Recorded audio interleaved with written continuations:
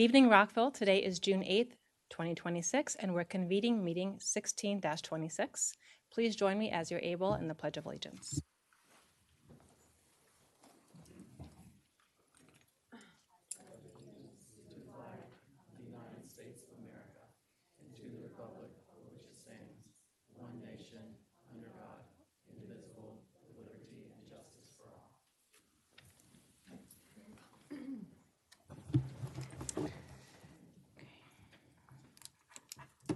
We'll now move to agenda review. Ms. Sarah Taylor Farrell. Madam Mayor and council members, there are no changes to the agenda for this evening. Excellent, thank you. Now move to the city manager's report. Mr. Jeff Mihalik. Mayor Ashton, members of City Council, ladies and gentlemen, good evening. To say we're busy is an understatement, but it's all good things. We are in high season for community events. We had a wonderful Pride event this past weekend. The turnout was incredible considering how hot it was. Great turnout. A lot of really happy people running around. It was wonderful. And then this coming Saturday, we have another really popular event, which is Suds and Souls. So we're looking forward to that on Saturday evening. We're also doing a number of park improvements in the city. One that's really popular in the community is we just installed a bunch of new pickleball courts, both at Israel Park and Welsh Parks. And we continue to plan for future parks, like working on our final plans for the much-awaited Redgate Park improvements. Then lastly, I'll just mention that we're continuing to work on implementing our climate action plan, including working on the last phase of our LED streetlight conversion plan and the acquisition of brand new electric senior buses. We're excited about that as well. That's all I have to report, Mayor. Thank you. Thank you. I also wanted to extend thank you to everyone who came out in the community and to staff for Pride. It was fantastic, and thank you to the Human Rights Commission. You also had a number of important other events that happened in the city. The Neighborhood Connect at Scarborough Square. It's our effort to get out into the community, bring counsel to the community. We had a chance to hear detailed information, to meet with children as well as adults on their ideas, their concerns, and I know staff is following up on that. And then some of my colleagues and I jumped in the pool on Saturday for a summer kickoff. It was so nice to see the teens, just the teen community having fun, talking to each other, not on their phones, just really engaging in a positive and healthy way. So I want to thank staff and the Rec and Parks Foundation. And then RCPD came out and really had a strong partnership with Main Street and many other public safety professionals from the state to the county to the fire leaders. I just want to say thank you for that, as well as the Public Safety Awards with the Chamber. So very, very busy week, and I know it takes lots of work. I want to thank my colleagues for coming in and being a part of it. Councilman Van Grack. So aside from echoing all of what you had to say about the great, wonderful events, I know that as much as there were some wonderful things, we did get an alert, and I want to thank the Rockville City Police Department with regard to the fact that there appears to be a rabid fox that has been attacked a few different individuals and dogs. And Mr. City Manager, I don't know if you want to just either elaborate on the alert that was issued and maybe just confirm that if there is any capture or confirmation that the city will also follow up with alerts. Yeah, thank you for the question. Yeah, unfortunately, we do have a rabid fox at large, if you will, out in the community. If any member of the public see a fox that is acting weird in any way, they should call us immediately. We do have animal control. That's part of our police department. We will send someone out. We just don't want somebody trying to take matters into their own hands. If we see a specific location where we know the fox is, we will send out an alert. And equally important, when we capture the fox, we'll make sure that people are aware of that as well. And as I understand it, the number that we're asking people to call is 240-314-8900 if there's any fox that they observe or any animal that seems to be having erratic behavior. That's correct, and thank you. Thank you. Councilman Valeri. I would also be remiss that since last we met, it is graduation season. So I do want to give congratulations to all of the students in Rockville who are graduating. And of course, a very special shout out. I was present and I saw Madam Mayor as well at the Richard Montgomery graduation. And it is always just a very joyful event and evening, and I just want to express my congratulations to everybody and to all the parents and guardians of those who graduated. Thank you. I'll just say I know the entire council, and I appreciate you raising that.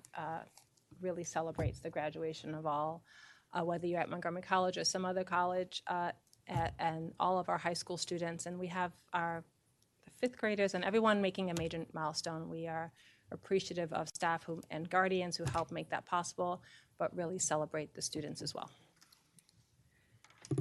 Okay.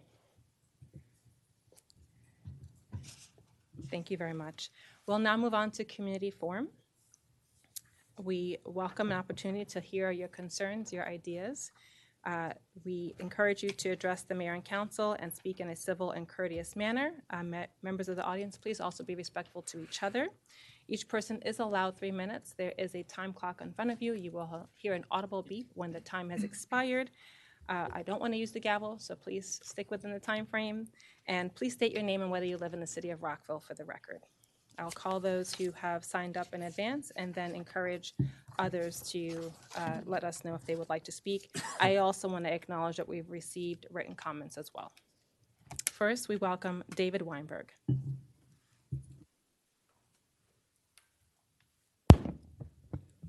Good evening, Madam Mayor, members of the council. My name is David Weinberg. I am a Rockville resident and voter. I have a PhD in political science from MIT, and I'm a former senior staffer from the January 6th Select Committee. I love democracy. I love this city. Thank you each so much for all that you do to sustain this wonderful community. I really appreciate all the work that y'all are putting into the assessment of the election code. And I wanted to just particularly put in a good word with regard to ranked choice voting. Ranked choice voting is fantastic.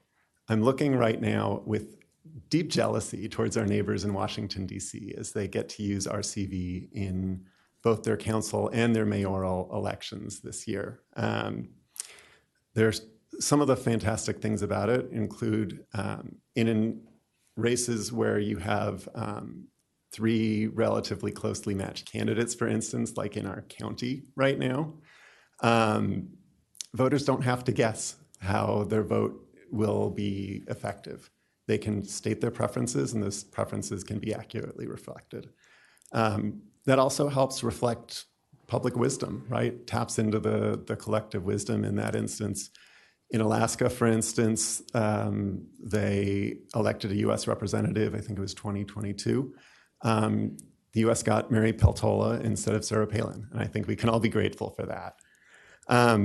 It also encourages positivity in campaigning, something that I think every community would love to see more of. And it also allows candidates, when elected, to be able to point to the added credibility that you have when you win with 50% or more of votes counted. Additionally, I would just put in a good word for utilizing the system sooner rather than later. We've got such a long track record of seeing ranked choice voting in use in Tacoma Park, for instance. They've been using it since I had a full head of hair, and I could have posted pictures of it on MySpace on my brand new thing called an iPhone. So the track record is there. And there's also track record in lots of places from multi-candidate, multi-seat positions, like in City of Portland. And proportional representation can be a useful tool in those sorts of situations. So that way, all communities, all voices in our incredibly wonderful and diverse city can be well represented. So thank you so much for your consideration, your work on this, and again, for all you do for our city. Thank you. Welcome, Michelle Whitaker.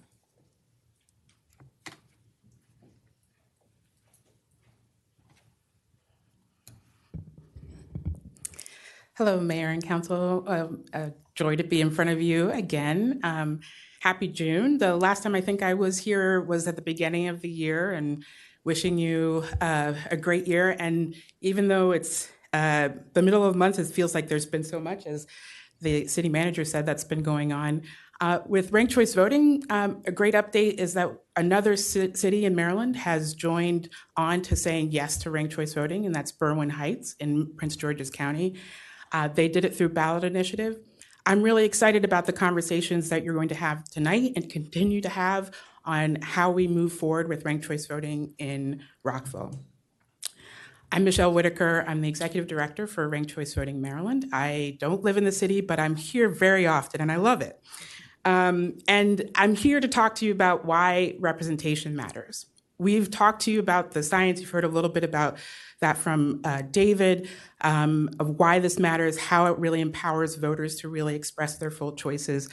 But I also want us to look and talk about the vision of the city that we want, how we want to have all of our residents represented, and to think about the challenges we've had over the years in making that representation happen, whether it's for women, people of color, communities of interest, whether you're talking about renters or folks who are working on climate justice or whatever the issue might be. If we look at the history, and I was looking at the panel of just who's served in the council, the first African-American elected to the council was 1970. It was another 20 years before the next African-American was elected, and another 20 years until the first African-American woman was elected to the council. When we look at women overall, the first woman was elected 2 years before I was born to this council. And then the first mayor elected was another 20 years after that. We can't wait 20 years to keep moving forward inch by inch, and we really need to have systems that help us do that. That's what ranked choice voting does when you're electing mayor. It's what ranked choice voting does when you're electing an at-large body like you all are with the proportional system. And that's what we really need in this moment. We're going to be celebrating Juneteenth soon, and as many of you know, in 1865, that's when Texas enslaved people first found out that they were emancipated. It was 2.5 years after the Emancipation Proclamation. It goes to show that there's a lot of work to make sure everyone knows that democracy is available to them. We're ready to do that work here to make sure that every resident knows what they need to do, how ranked choice voting works, and what it means for their community, and we hope that you'll be part of that. And we hope we can do it sooner rather than later, because we can make this happen in 2027. Thank you. Thank you, and welcome Milton Helen, followed by J.D. Kumar.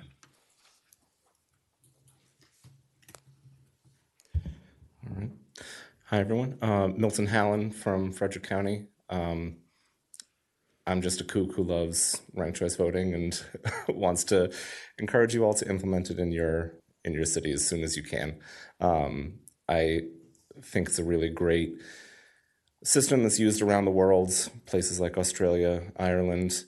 You can go on Wikipedia and find out other countries that use it and other locations around the United States that use it.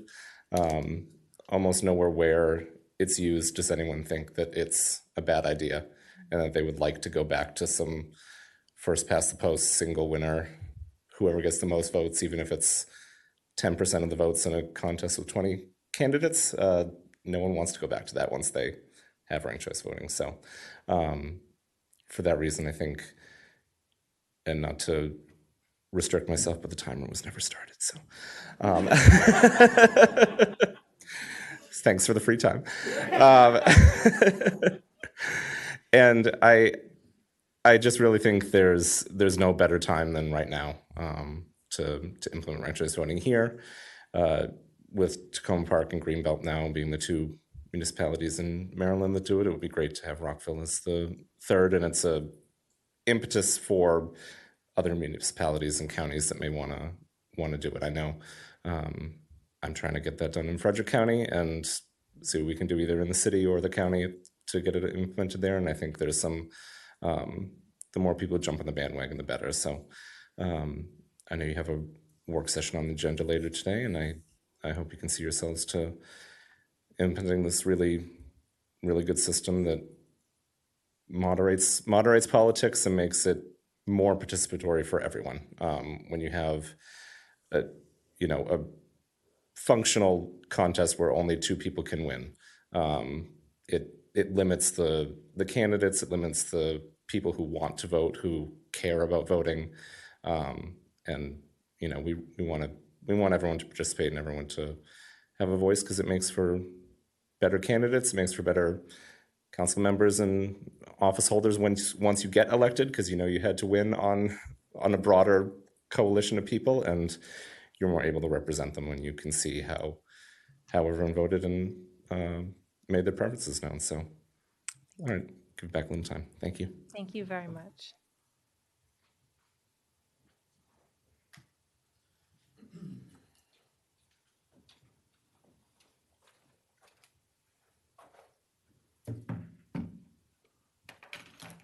City of Rockville, Maryland. City of Rockville, Maryland government, Mayor Ashton, and CRMG Council. Thank you for this opportunity, this open democracy forum. My name is James Dhruva Kumar, JD Kumar, Democrat candidate for United States Congress, House of Representatives for this Maryland District 8. My website is votejdk.com. I'm going to always emphasize this. I'm EIC, Explainer-in-Chief, not humble on this. I'm also psychology knowledge in chief, not licensed, but you all have to ask, why do people do what they do? And why are they doing this? And if you ask yourself this more often, you can solve problems. You have to reverse engineer that. Why do people do what they do? Now, I pledge allegiance to the flag of British colonial America, to the flag of the continental USA America, which is a British East India Company EIC-inspired USA independence flag. I remind again that we never completely quit the Brits. Reasons for our immense wealth and emergence as a lone superpower in 1991, which was not just another number. I pledge allegiance to USA America everywhere. I emphasize that I pledge allegiance to rule of law, rule of law. Now, not all my thoughts here, limited access forum. So again, my website is www.votejdk.com. I have been an individual one-person show for a long time, which has benefited millions and billions. You have these groups like RCV, which I support mostly, Rockville Renters United that has come here in the past, and the other group is not, Newmark Commons folks. They come in here with 5, 10, 15 people and take up multiple minutes. On many occasions, I've asked you to give me more time. I represent a different group on a small island, on my own small island, but I do represent millions and billions. Now, as I informed you all a few weeks ago that I'm on average 8 to 10 older than all of you, City of Rockville, Maryland government, Montgomery County, Maryland government. A lot of you were in your diapers sucking then and still sucking now. Now, I want to discuss some Vote JDK policies. ADA, I want to emphasize that my mom has ADA issues, so I'll be tremendous for the ADA folks as a congressional representative. Also for the elder generation, I grew up with the elder generation here. I've lived here more than 4 decades in this county. You all should visit my website. I plan on giving $500,000 interest-free mortgages to USA American citizens. I'll freeze property tax age 50 and over. Somebody said to me it's a local issue. No, not if I legislate shelter as a basic right, whereby no more evictions, no more homeless, but I will not land this on the landlord. I'll protect the landlord too. So again, free full-time senior caregiver help, age 75 plus, and obviously solutions for. Thank you very much. Okay, We appreciate one last thing. We're done. Thank you so much. Can you send something to us in email? We'll be happy to read it. Yes. Thank you. Thanks for being polite this time. A lot of times you shout me down. No, I don't, but I thank you very requested much. back in December that in the last, when the time is over, just politely ask me to finish. Thank you. And We I think you appreciate did your that time. today. Thank you. You- Thank you. Thank Welcome, Ellen Pack.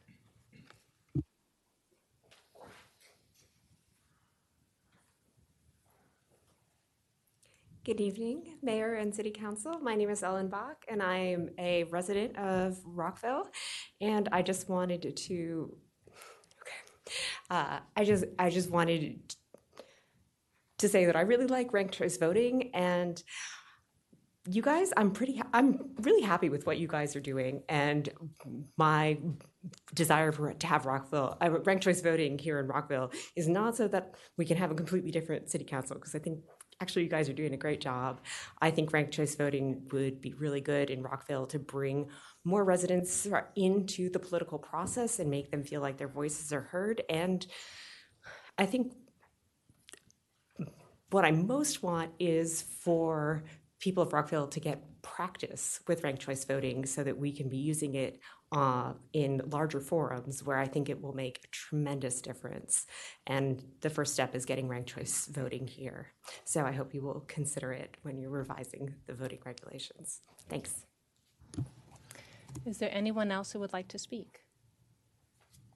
Okay. Thank you, everyone, for your testimony. We greatly appreciate your ideas and concerns.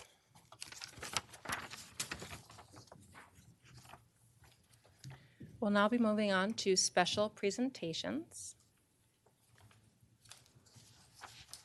And I will note for those in the audience, we do have a work session on our elections. It will be coming in later in the evening.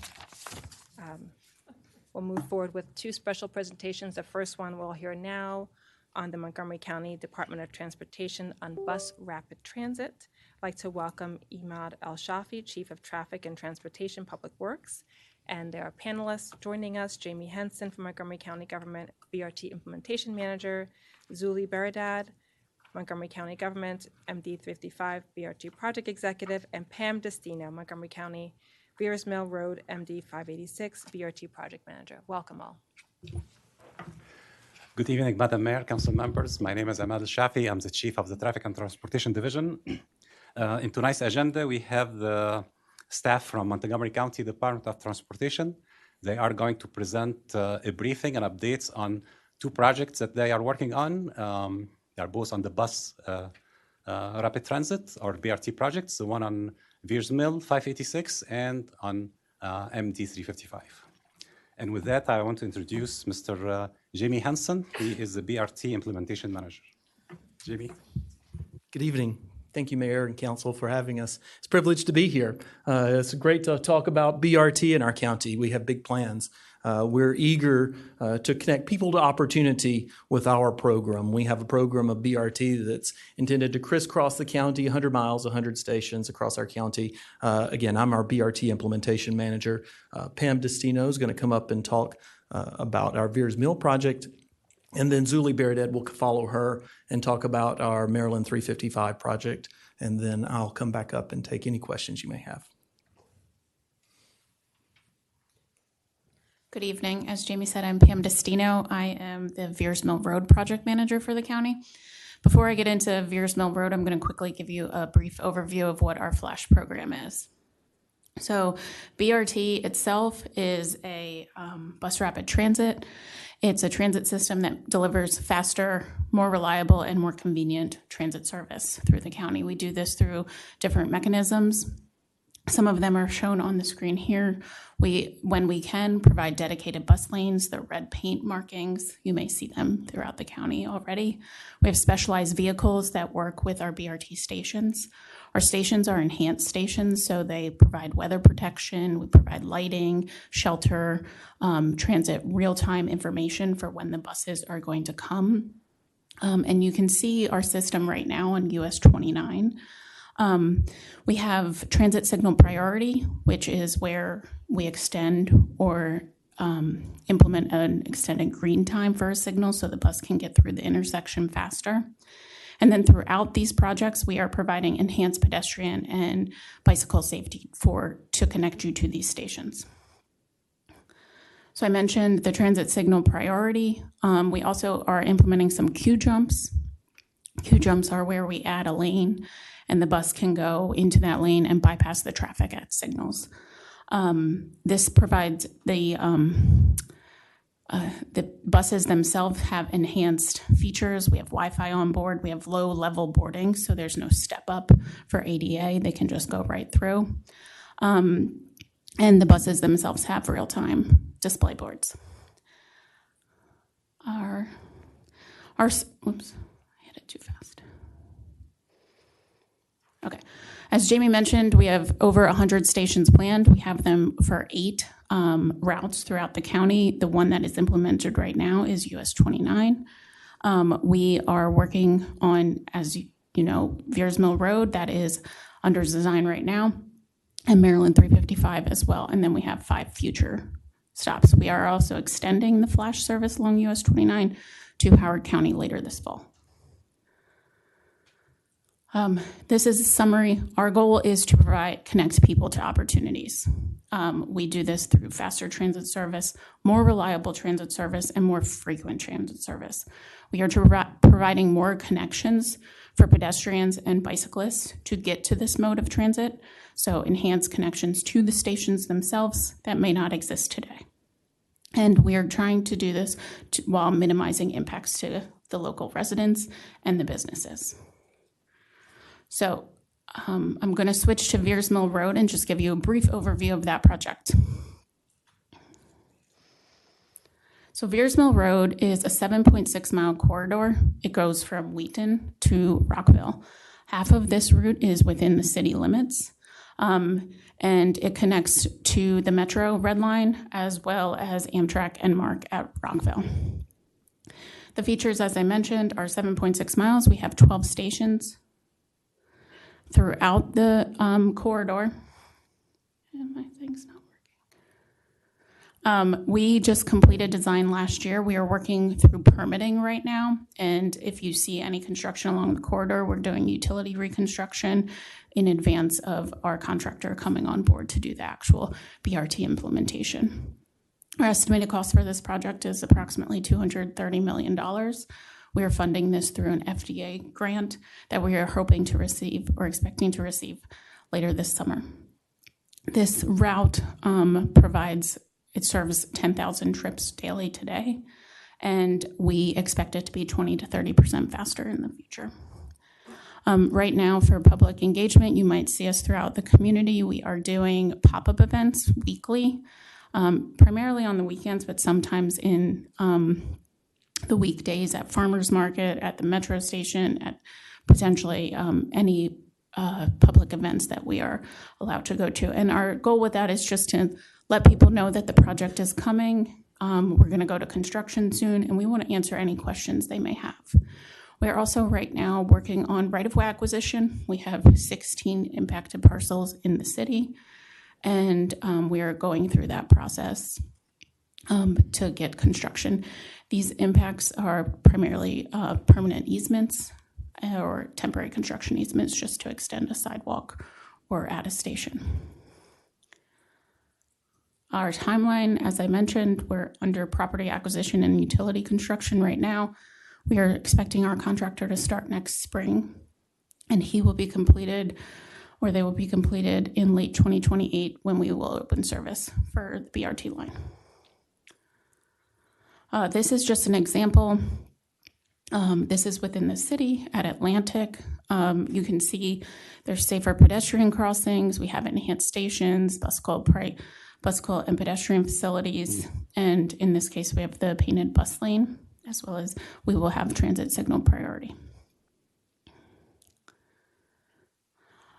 So as I mentioned, the design's complete. We're working with your staff right now on permitting. We are working with the FTA on a small starts grant, and we are expecting our construction to begin next spring. I'm going to turn it over to Zuli, who's going to talk. Oh, whoops, I forgot. Sorry. So here's what we're doing with you all right now. So we got our stormwater concept approval from your staff a few weeks ago. We've worked closely on utility relocations at Rockville southbound station and worked with your staff on where to locate these stations. Recently, we added a crosswalk on the north side of Atlantic Avenue per your staff's request. And we have worked with them throughout this process and tried to add in as much features as you would like. So now Luzuli is going to come and talk about 355.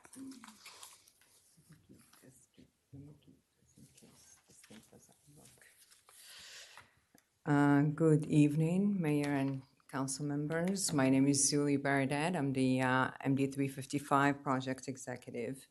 And I'm going to give today an overview of the project and the status where we are today. So 355 is the whole corridor goes, it's 22 miles, and it extends from Bethesda to Clarksburg.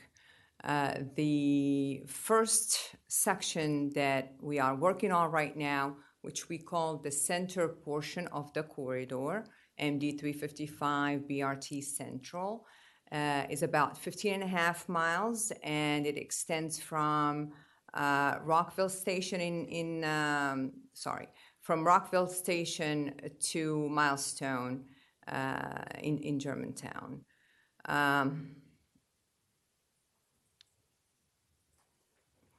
So where we are, or a little bit more on the project. So on 355, there is a 10-mile corridor, and 79,000 people live within a half a mile of the corridor or stations. This was our study, and where we basically selected the location of the stations. And 14%, apparently 14% of the people on the corridor do not use cars as a method of transportation. The corridor serves 14,000 existing daily trips, and with the BRT, after it's implemented, we will have as much as between 25 to 45% faster in peak periods. The estimated cost of the project is about $517 million. We are also, like Veers Mill, requesting federal fund, which will be about 50% of the cost of the project, where we have started the process already for that grant. In terms of status, and we're going to go a little bit details in the next slide, but we are currently in a scope validation phase, and then we start final design next year.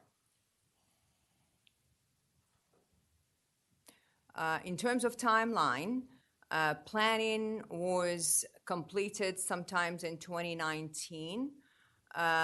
We have a 35% preliminary design, which was completed between 2020 and 2022.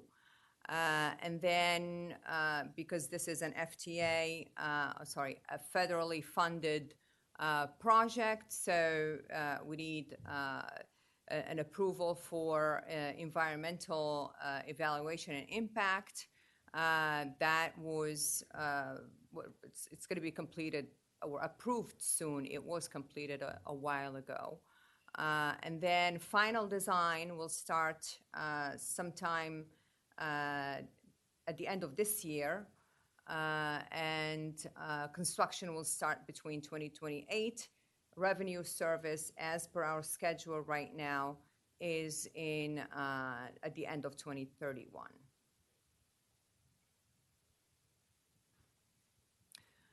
Project status, as I mentioned, excuse me, 35% design is complete. We have selected a contractor, a design builder. So NTP, we gave them notice to proceed January of this year, 2026. They are already under contract.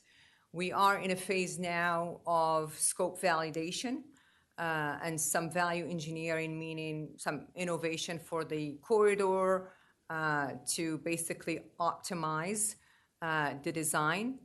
And then final design will start late this year, early next year. The grant, as I mentioned earlier, we started the process, and if all goes well, we're anticipating a grant agreement sometimes in 2027, by the end of 2027.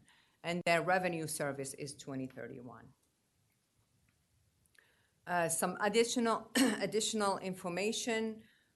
So the CIP, the capital budget, did not include funding for the bus depot, not on this project. It's going to be a separate project. And then, as I mentioned earlier, we are doing scope validation and optimization of the corridor and of design. And we will be able to share some information with you later this year. And that's all questions. Thank you.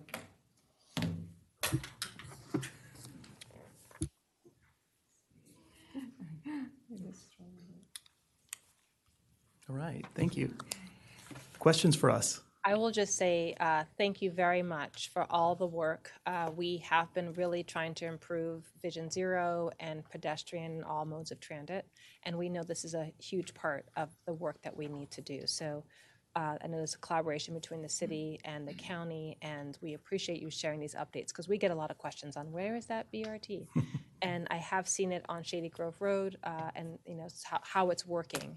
And how it's also not only helping our residents, but serving as an economic driver to bring people to college and to health services and other businesses that they need to traverse in the city. As you noted, not everyone has a car, and we want to make sure that everything is safe and fast, and really doing so in a way that will help our community to grow, not just now, but for future generations. So we're going to continue on a quick stack. We're going to go down the line starting on my right, and then we'll ask you a few questions. Great.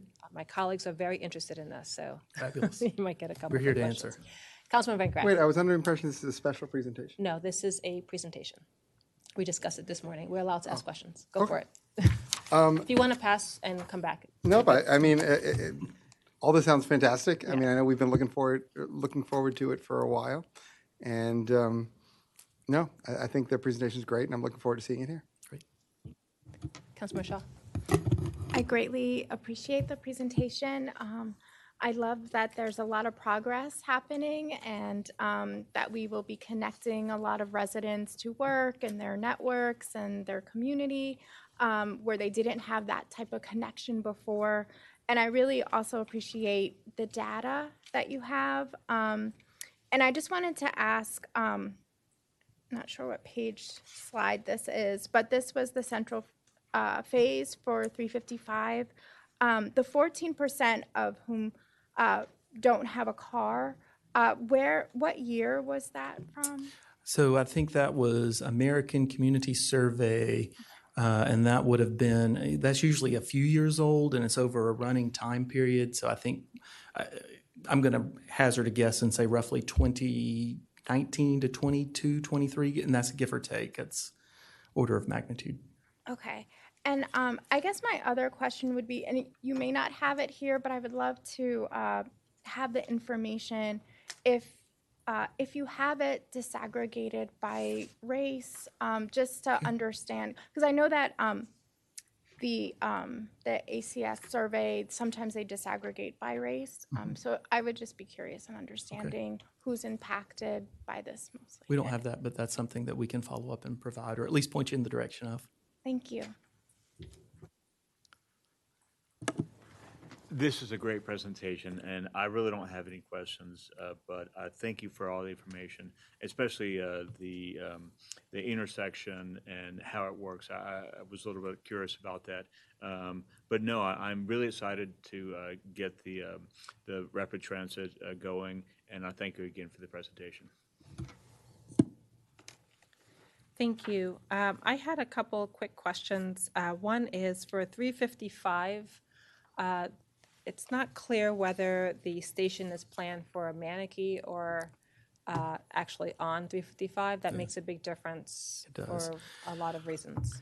Yeah, and so the station as planned right now is actually in the turnaround at the college. And Zuli had noted that there's not funds to build the transit center. And so what we're going to do to serve the college is use the existing loop there at the front edge of the college right off Manatee and repurpose one of those stations and build our more iconic station infrastructure there for Flash. So we'll be actually on Manatee itself, not No, on the bus loop on the backside, yes. Okay, perfect. Yes. I actually got that question today, so I wanted to make sure I was asking. Thank you very much. We have seen on Veers Mill, I know members of the body have talked about this, where sometimes the bus stop is mid-block and it causes people to have to make a very hard choice when they see their bus cross that mid-block, which is dangerous. So as you're thinking about station planning, are you looking at putting it closer to intersections? Yes. Okay. Yeah, I don't think we have an example where there's not a station at an intersection. And typically they're far side to allow the buses, as we were talking about, to use the transit signal priority to be able to move through to get to the opposite side. That's the best way. Research across the nation shows that you're able to move your buses faster if you can get them across the intersection, then service them on the far side of the intersection. And so that's where virtually all of our stations are located, on the far side of the intersections. Thank you. And I know that you have divided this project into sort of geographic areas. As you move, like for instance, the 355 portion is much further out than the Veers Mill portion. Correct. Will you open up the 355 portion in phases itself, or will you wait to do it all at one time? Well, so the original 355 project consisted of 22 miles from Bethesda to Clarksburg. And so what we're focusing on is that 15-ish miles in the middle from Rockville to Germantown. And so we'll open that all at one stretch. Now that will follow Veers Mill. So Veers Mill will open at the end of 2028. We're envisioning that central portion of 355 to open in 2031. Okay. The county council just went through a very detailed and hard budget season. How was this project impacted, if at all? None. Okay. These projects. And we're very fortunate, right, because they're funded federally. We have, the state's been very generous to provide a lot of support for our program. And so we have a lot of support that are from sources that are not at the county. And so we've been very fortunate to be able to keep these projects whole and moving forward. And do you know whether flash service has been impacted in Rockville? Not that I know of. All right, thank you. And then lastly, in terms of the MOU, the city has, for the public's record, has a memorandum of understanding with the county to share impact taxes. That is to support the infrastructure for this project and other projects within the city. How is that helping you all? So we have a small amount of our funding is from the impact taxes. And so what that allows us to do is that becomes part of our local capital stack that then leverages the federal funds. So on Veers Mill, it is or just under 80% federal funding that we're expecting to get to fund that project. And that's part because it's a small starts. The 355 project is a slightly different program. It's related, but the upper end is 50% federal funds. So it allows us to support that federal or to leverage that against the 50% on the federal side. So all of the sources of funds, the myriad sources of funds, enable us to bring in larger portions of federal money. Thank you. And I know in the past, we've had some of our bike advocates and pedestrian advocates really appreciate the updates on real time so they can see where the bus actually is. That's an important thing for people to be able to predict and know. The design, the covered opportunity and benches. I've seen some people sitting on the ground. That needs to change, so thank you for that. And I know I've also heard in the past from some of the bike advocates about bike parking near BRT, so I would be remiss if I didn't mention that as well.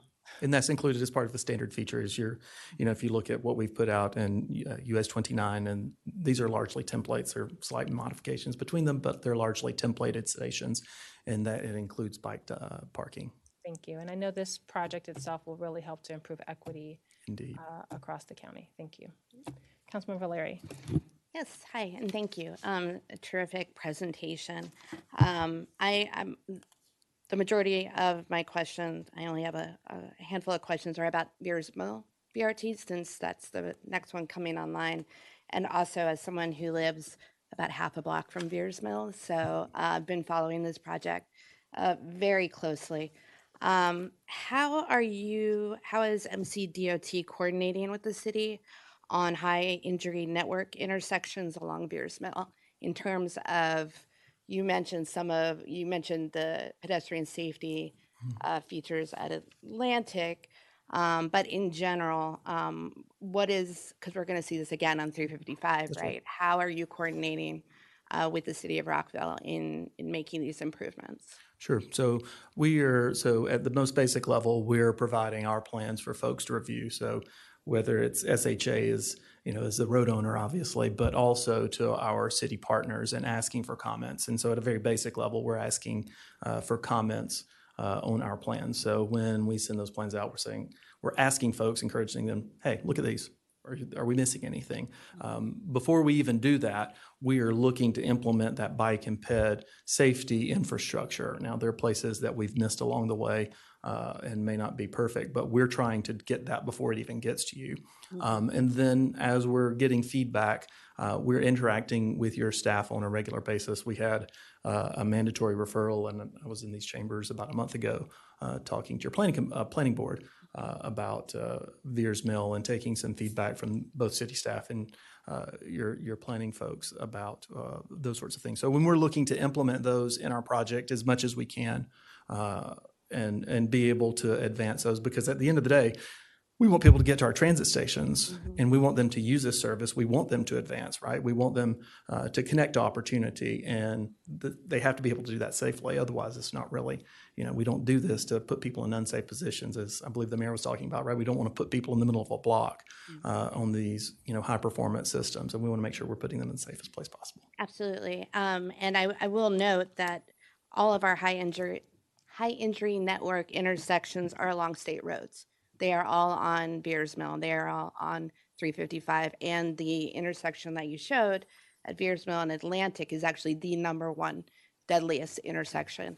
So I'm hopeful that we can maybe work together to do a little bit more than adding a crosswalk at the north side of Atlantic. And maybe I appreciate changing the signal timing, but I think that we can make some of those pedestrian safety issues a little bit stronger, because it's extremely dangerous. We've had elderly residents die at that intersection.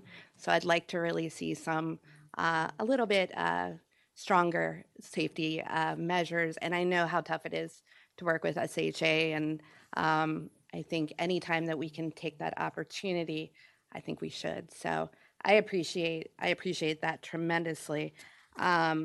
And I think the closer that we can work, the better.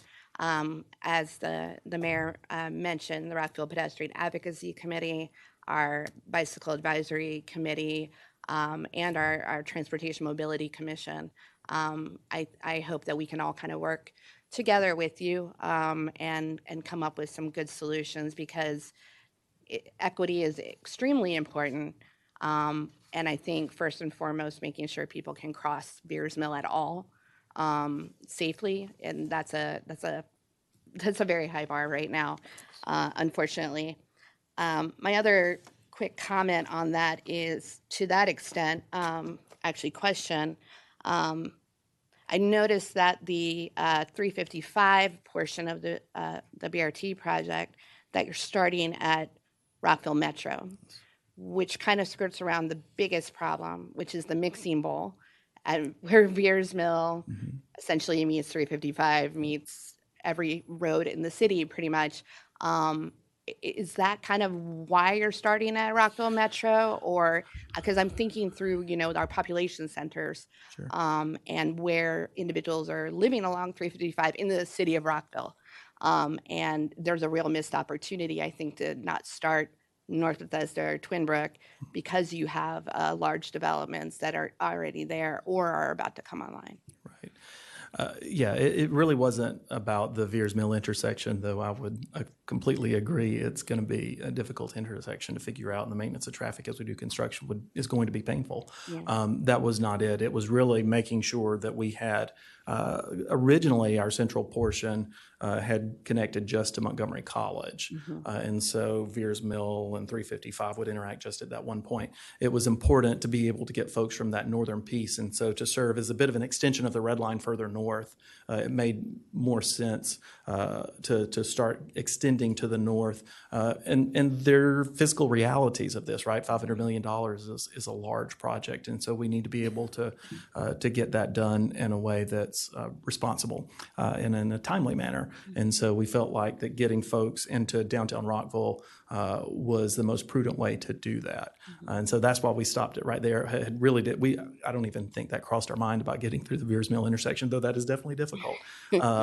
But it was really about getting folks into downtown Rockville. And as that would relate to our application with the FTA. So it really enhanced our application. We got a super strong rating. We got a medium high. Now, in our world, that's you've done exceptionally well to get that. And a lot of the reason is because we came to downtown Rockville, because of the economic development opportunities that creates, the opportunities it creates for folks in the northern portion of the city, in Gaithersburg, and then in Germantown, to be able to get into downtown Rockville. Yep. No, I appreciate that explanation. I just kind of wanted to think through it because I think that for the folks along Veers Mill, they were really wondering how that was going, how the mixing bowl is going to be affected, because I think we all realize that that's just a problem in need of a solution for sure.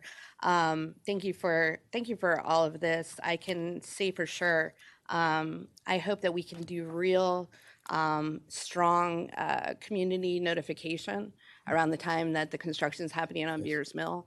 I don't think that it's BRT related, but even with a very small utility project that was actually happening in one of the service lanes, we had very long backups on Veers Mill recently. So I know that the impact is going to be felt because we don't have that much space. And for many people that live along it, that's really the only way they can get out of their homes. So I appreciate that. And any way that we can help to educate our residents, especially our residents that live right on Veers Mill, and do some myth dispelling. There's been a lot of, as I'm sure you're aware, a lot of rumors that have caused a lot of heartburn for some of us. I think that the more we work together on all these things and can facilitate communications, and anyway, I'm really appreciative. So thank you very much, and thank you to your entire team for the presentation. Thank you. Councilmember Fulton. Hi, thank you for this presentation. I do have one question to clarify the timeline to make sure I'm understanding right.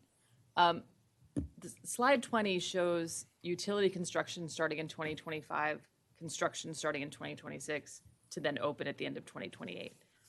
The prior slide says that utility construction started in 2026, if I'm reading it right. So does that mean, is the opening in jeopardy, or am I misunderstanding how it's depicted? It may be a simple mistake. Okay. let me go back. Oh, excuse me, I went a little too far. Usually the simple explanation is the correct one. Always and that's is. Usually a mistake. Give me just a moment and let me look real quick. I think it's this one, right? Yeah. So it's really a combination of multiple things going on at once. So the start in 2025, so the top bar is really, it's about the property acquisition process. So we did start the property acquisition process in 2025. We actually started moving utilities, which is probably some of the concerns you recognize, because we were out there moving some poles where we had the right of way and had the ability to go ahead and get started in that process. Construction in a more full way. This is where it's a little bit hard to communicate big picture, right? So construction in our realm means that you have bulldozers digging up things for stations. From the public perspective, construction means anything out there with a truck, right? Construction feels like a utility truck replacing a pole. And so we were struggling just a bit with how to make that clear. I don't know that we're perfect in that. It doesn't change the timeline. The end point of that timeline is the end of 2028 when we look to open service. So I'm sorry for the confusion on that. Perfect. Thank Your last you. sentence clarified for me. Appreciate it. Thank you very much. Dr. Miles. Thank you, Madam Mayor. I echo the thanks of my colleagues, and you've answered a number of questions already that I may have brought up. The only residual questions related to my colleague here, and I do recognize the difference between this project and the Purple Line that we've been hearing about. There were lofty goals. There were timelines that were missed. This seems pretty aggressive. It's just around the corner of 2028. What challenges do you foresee in meeting this timeline between now and then? There's a variety of challenges. I could go for much longer than you want me to talk on challenges. I think the basic ones, when you deal with any sort of infrastructure project, right, when you're dealing with multi-$100 million projects, the number one and number two thing, and it can vary on projects, is always going to be right-of-way and utilities, right? It's always going to be dealing with right-of-way, and it's always going to be dealing with utilities. So those are number one and number two risk, and it varies from day to day which one is which. We're working in collaboration with our utilities very closely. We've already started, so we're ahead of time working with our utilities, moving utilities where we can. So that's the first thing. But as far as right-of-way, we've contracted with some consultants to assist us in that process. We've added to our staff. We've multiplied our efforts in order to get that in a timely manner, because those are very risky things that will inhibit us from hitting our timeline. But anytime that you're dealing with infrastructure projects, it's always those two things. As you get into construction, you start thinking about maintenance of traffic, which we were talking about earlier, making sure that folks can get in and through the corridor relatively easily, limiting those hours, trying to miss the peak hours in as much as possible. We'd love to work in off hours, but the reality is this is a residential corridor. That's not really going to be in the cards, with some very rare exceptions when we have to do cut-ins and cut across. That's ideal, but we don't want to do that. We don't want to disturb the residents at night. People need to sleep well. And so we'll do the best we can to minimize the disruption on MOT as well. Thank you. I thought you were going to say funding. That's always a wild card, right? I mean, the reality is 80% is coming from the federal government, but, I'd like to, I'll note that our federal colleagues have been very helpful. They've worked with us. We're interacting with them almost on a daily basis at this point to get our grant agreement. We really think that sometime this summer, we're likely to get our grant agreement. And at that point, once we get the grant agreement signed, then that puts things in stone. And then we can get to our negotiation with our contractor to get our guaranteed maximum price, which then allows them to start moving dirt and make this project a real reality. Thank you. We appreciate all the work that you're doing. I know there's a lot of challenges and hurdles you're jumping over every day. So thank you for that. And please keep us posted. Indeed. Thank you for your support. Thank you for your time. Glad to come back. Thank you.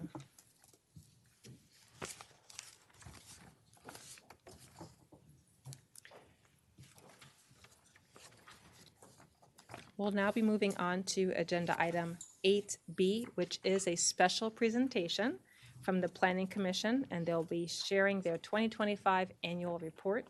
I'd like to welcome Meng Sung, who serves as the chair of the Planning Commission, Jim Wasilek, who's chief of zoning, and I also see Mr. Eric Fulton, who's also in the audience. I also want to recognize panel of participants, Nicholas Dumais, Senior Assistant City Attorney, Jamie Espinosa from the Rockville Planning Commission, Cheyenne Salahuddin, I mentioned Mr. Fulton, Susan Pittman, and Jeff Zions are also Planning Commissioners. Thank you. Thank you, Madam Mayor and members of the council. This is the Planning Commission's annual report for calendar year 2025, when the commission was hard at work on a number of items, and this report reflects that.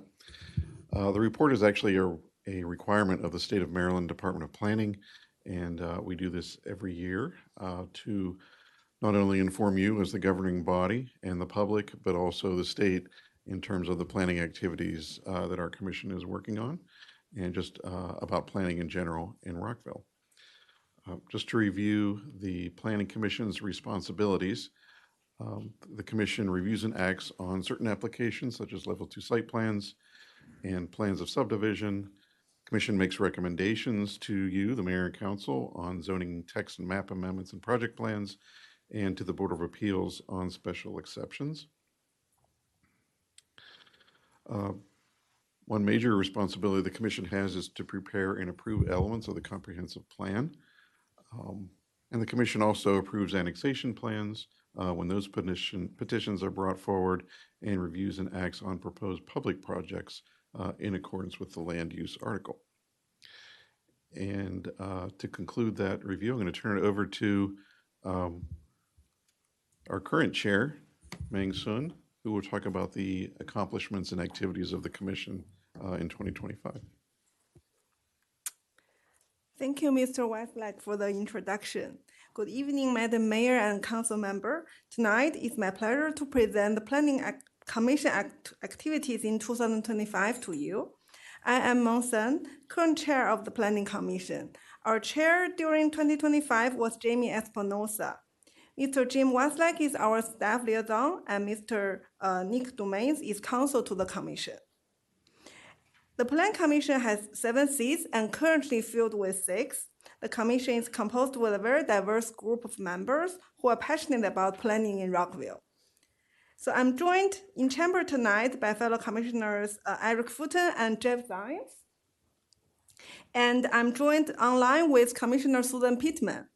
And Commissioner Cheyenne Salahuddin and Jamie Espinosa cannot join us tonight. Our newest commissioner is Jeff Zines. He's a retired Rockville resident, being appointed in December 2025. Commissioner Zines brings to the commission his expertise of 32 years with Montgomery County Planning Department, 14 years as a land use attorney for the county council, and finally an interim county planning board chair in 2022. The 2025 Planning Commission annual report provides an overview of the planning in Rockville and detailed activities in which the Planning Commission has engaged last year. As has been the case historically, the report is thorough, well organized, and provides a clear and comprehensive overview of the Commission's activities and accomplishments. I want to first express my great appreciation to the extensive assistance from the planning staff to ensure the smooth operation of the Commission meetings. From staff reports to live broadcast on TV and to document all the meetings with minutes and videos online. I want to thank Mr. Westlake and Mr. Domains, who constantly provide us with vital guidance and support with their professional expertise. And special thanks to Ms. Holly Simmons, Ms. Katie Gerbers, and Mr. John Foreman for their dedication in the zoning ordinance rewrite process. And as you can see on this slide, I'm proud to report to you that the Commission has accomplished quite many activities in 2025. A total of 16 Planning Commission meetings were held. The Planning Commission has reviewed and provided recommendations on 3 zoning text amendments and 3 project plan amendments. We approved 19 subdivision plans and 5 site plans, with a total of 1,005 dwelling units and 719,000 square feet of office and R&D space. Regardless of the application's size, location, or potential impact, the Commission evaluated each proposal through the lens of Rockville 2040 Comprehensive Plan and City's zoning ordinance. Every application received fair and thoughtful consideration, informed by community input. We are committed to ensuring all participants are welcomed, respected, and heard through the process. Our Commission values thoughtful debate and diverse perspectives, recognizing that our decision can shape the community for generations to come. While differences of opinions are a natural part of our work, we maintain a strong culture of collaboration, respect, and shared purpose throughout our work in 2025. The highlight for 2025 is work sessions on zoning ordinance rewrite and comprehensive map amendment. The Planning Commission has held 5 robust work sessions to help prepare the draft zoning ordinance that was published in December 2025 for citizen input and review.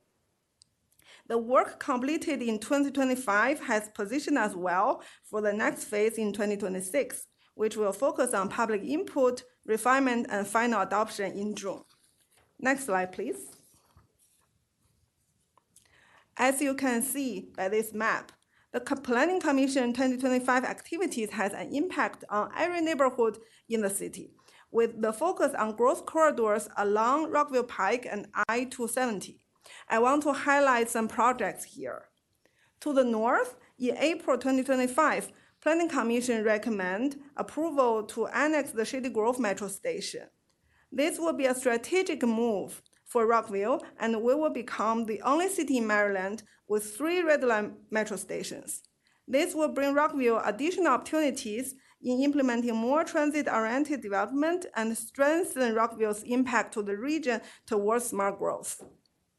Not far from the Shady Grove Station, Level 2 site plan for 3 new research buildings along Gaither Road were approved.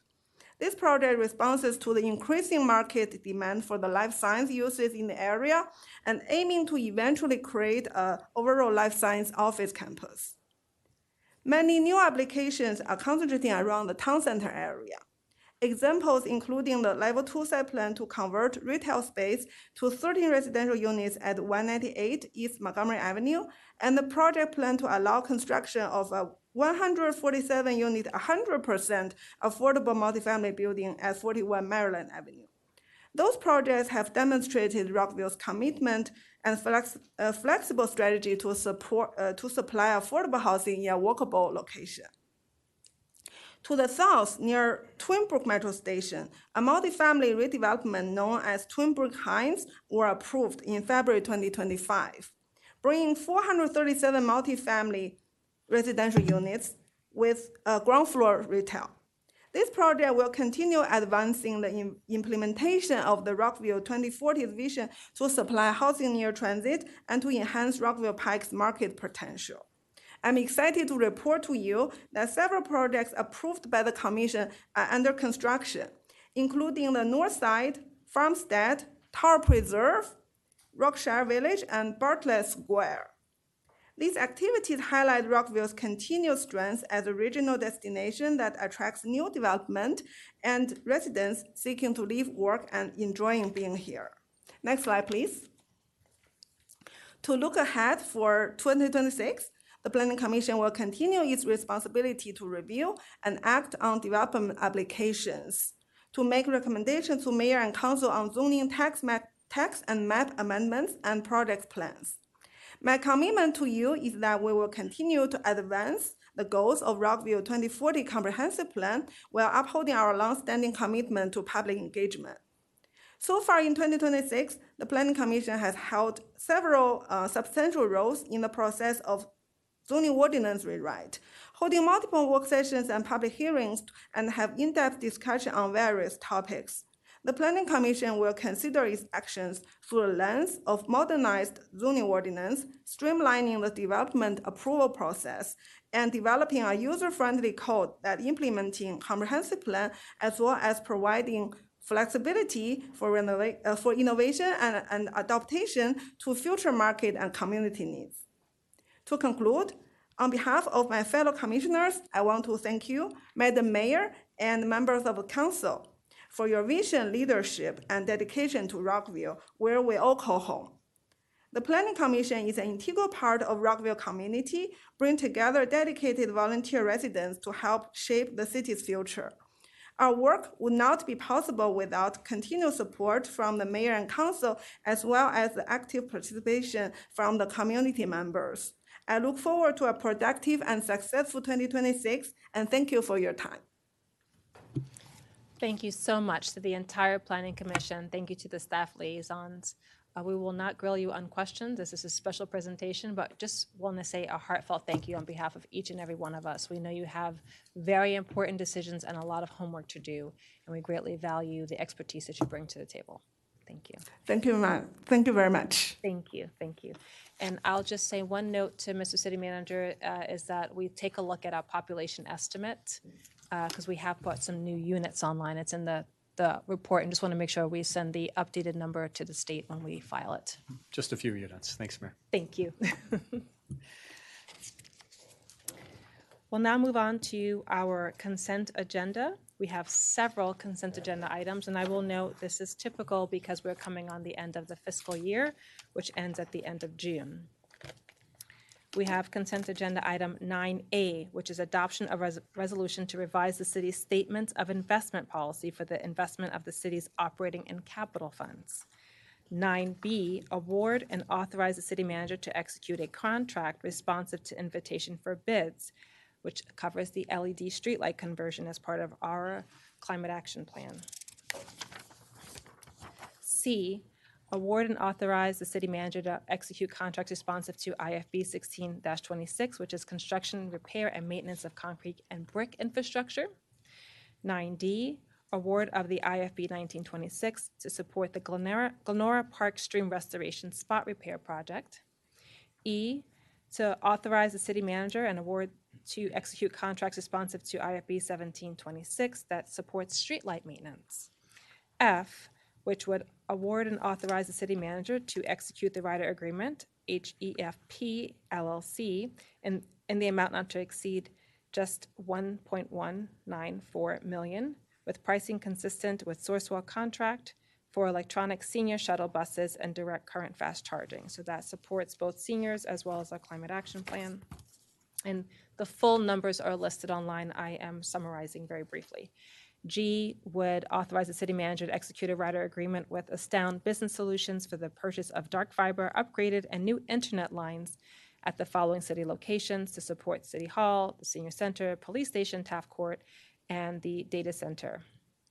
H would authorize the city manager to execute contract amendments to 28 contracts issued pursuant to request for proposal for professional architectural engineering and other related services. I, to award and authorize the city manager to execute contracts responsive to temporary labor services to PT Cleaning Services LLC. And that is where we are, A through I. Does anyone have anything to ask or pull? Councilmember Valeri. Yes, Madam Mayor, I would like to pull item F, the electric senior shuttle buses, and item G, the dark fiber and internet upgrade item. Thank you very much. And Councilmember Van Graff. So not necessarily pulling, but I know I exchanged with staff with regard to item D, and I just want to clarify, because I think this, I won't need to pull it. City Manager, I know that there was a discussion during this budget session with regard to what we're doing for stream renovations surrounding Watts Branch, and the areas surrounding Falls Mead. I know that Glenora Park Stream flows into that. My understanding is that those are still being put off, but because of investigations that we've had based on our spot checking for environmental regulations, this is separate and needs to be done separate from those CIP. Is that correct? That's correct. Okay, so this is not in those general restorations, which are more macro, talking about Watts Branch? Correct. Okay, and we're still within our MPDS permit allotments and requirements by doing this spot check? Absolutely. All right. Madam Mayor, I'm not pulling it. That answers everything I need. Thank you. Given that there are some questions on the fair number, I'm just going to say, why don't we ask our questions and then we can maybe approve all at the same time? Does the body support that? Okay, Yes. Thank you. Councilmember Valeri. Thank you, Madam Mayor. Yes, that was my understanding of the process. So I do just have a couple of questions for Mr. City Manager. On item F, the electric senior shuttle buses, can you share, I know I've raised this before, just generally, what specific routes are using these buses in particular? These are mainly to take seniors onto specific events that they need to attend to. Okay. Our senior buses are in really poor shape, got poor gas mileage, and honestly, we're uncomfortable for the seniors. Sure. This addresses all those issues, but more importantly, provides it with a more sustainable current. Gotcha. I ask this because, not that it's not important, but I think that we've talked in the past about getting more seniors from farther away parts of the city to the senior center. So not necessarily getting seniors out and around, but more so the route, if you will, making sure that more folks feel connected to the senior center, given that it's not in everybody's backyard. So I just want to make sure that that's something, you know, that we're looking at. We also use shuttle buses for other things, for other constituencies, other groups of folks. So I just want to make sure that we're acting equitably in terms of, you know, where we're investing a not insignificant amount of money. I think it's absolutely worth it, and we're going to make it back in many ways. But I always kind of, my eyebrow goes up because I think that all folks could use access to these sort of shuttles. On item G, and this is my last question. I was not going to ask this question. Can you share a little bit? I did not have time to look this up. Why part of our rider agreement is the Equinox Data Center in Ashburn? That's just an area where some of the data is processed. That's really it. If you think about all those city locations, senior center, police station, Taft Court, tremendous amount of data going back and forth. We're purchasing the dark fiber to make sure that we have enough internet capacity moving into the future. And that data has to be processed in certain areas, including data centers. Okay, I just, it was a little bit like the old Sesame Street, like one of these things doesn't belong when I was reading through that list. So I just wanted to make sure, seeing as this is a topic that a lot of people are paying attention to, that does make sense in terms of our internet access. So thank you. That is actually very helpful. I just will share a couple quick updates. One second here. A question for you, Mr. Mihalik. The senior center bus can pick up some residents at special requests. Is that correct? That's correct. Okay, so I just want to know, because I was talking to seniors who were feeling isolated, and I appreciate your question. Just to support geographic equity to the center for the senior center, they can get in touch with the senior center if there's a special need for transport. That's correct. And we also take seniors to the grocery store at times. We do. Yes, so thank you to everyone at the senior center, and thank you for advancing this initiative.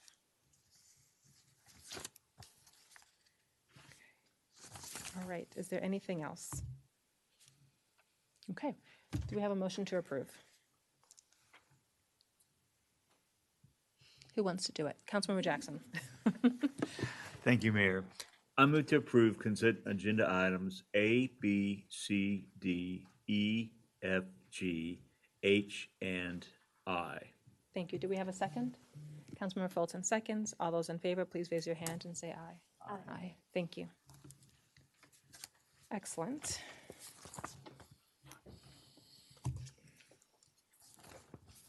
We'll now be moving on to agenda item 11A, which is an adoption of the ordinance to amend ordinance number 2A-226 to appropriate funds and levy taxes for FY 2026.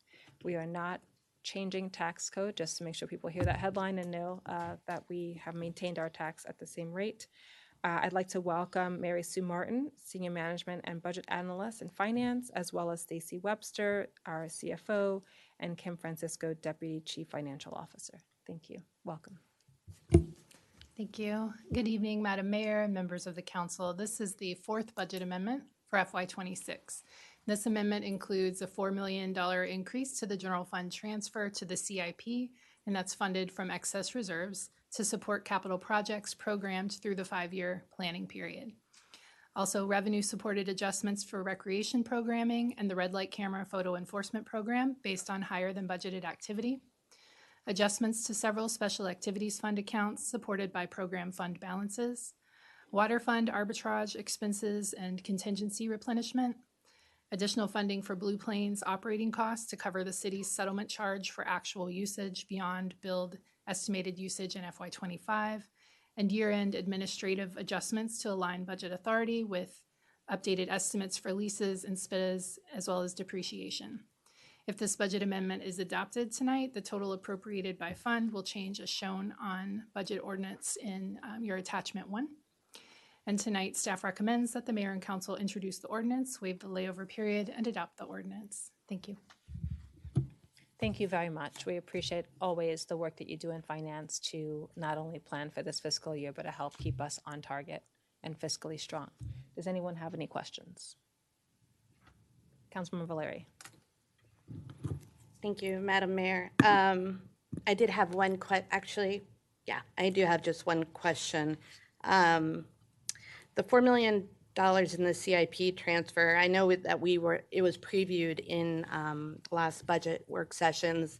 That's not a surprise. But I am curious about the allocation of that $4 million for that time period of fiscal year 2027 to 2031.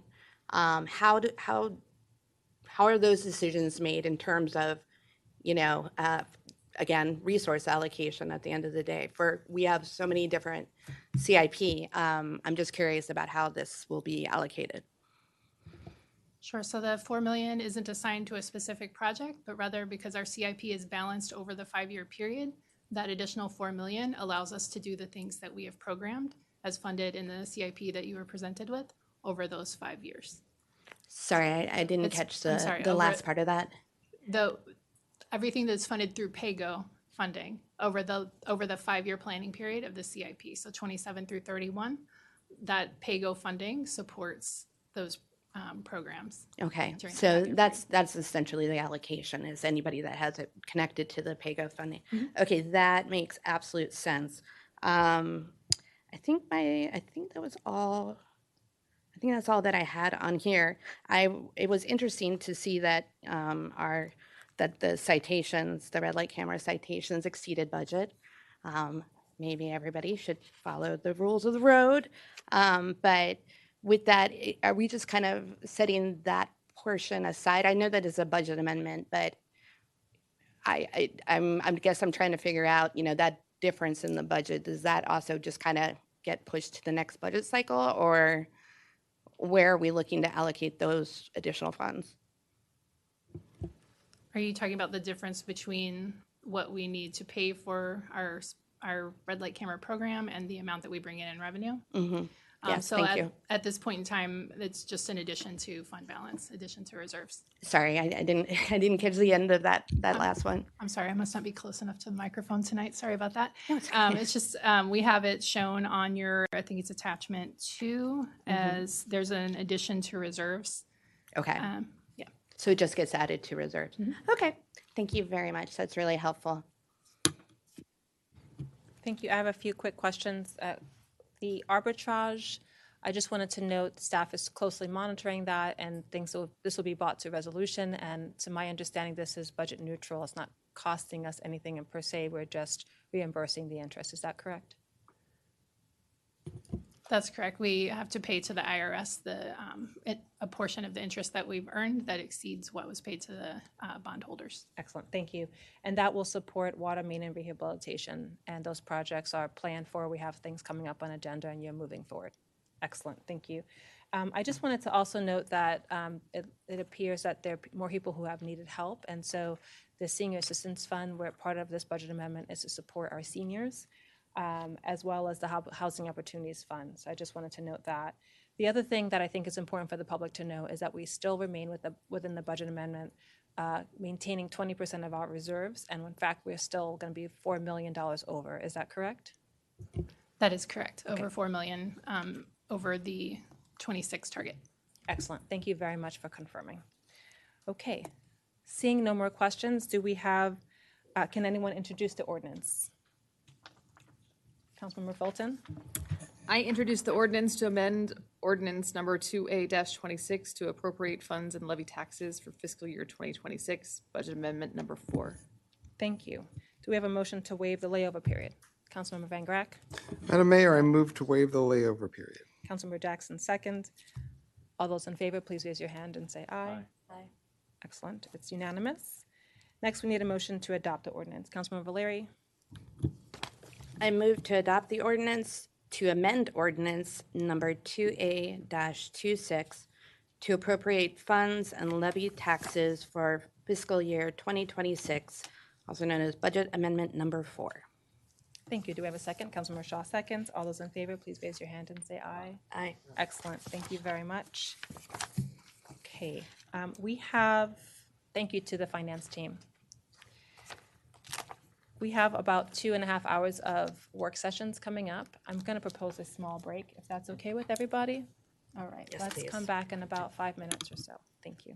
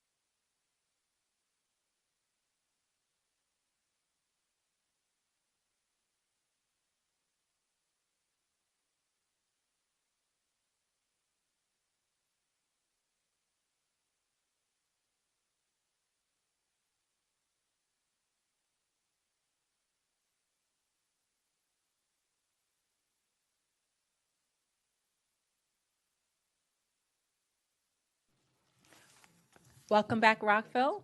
We're reconvening meeting 16-26.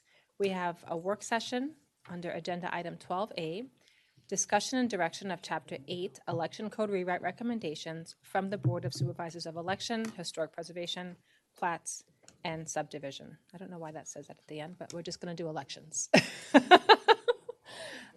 We've already had that discussion, and we will meet again on that part on June 29th. But we're going to focus today on the election code rewrite, and we welcome the feedback. I know Ms. Sarah Taylor Farrell from the City Clerk's office is going to focus on sharing the updates from the Board of Supervisors of Election, and we also appreciate Cindy Walters, Acting City Attorney. And as a panelist, we also have Veronica Mitchell, Boards and Commissions Coordinator for the City Clerk's office. I also want to acknowledge that we have several members of the Board of Supervisors of Election in the audience with us today. Steve Squared and Mr. Kernick, thank you for being here. I also just want to say thank you to all of you for helping us to re-examine where we are on the election code rewrite. Thank you to the BSC, all who are here and who were here earlier, for your work to examine where we are and to provide solid recommendations. With that, I'm going to turn it over to our presenters. Good evening, Mayor and Council. Tonight, we are going to focus on this work session.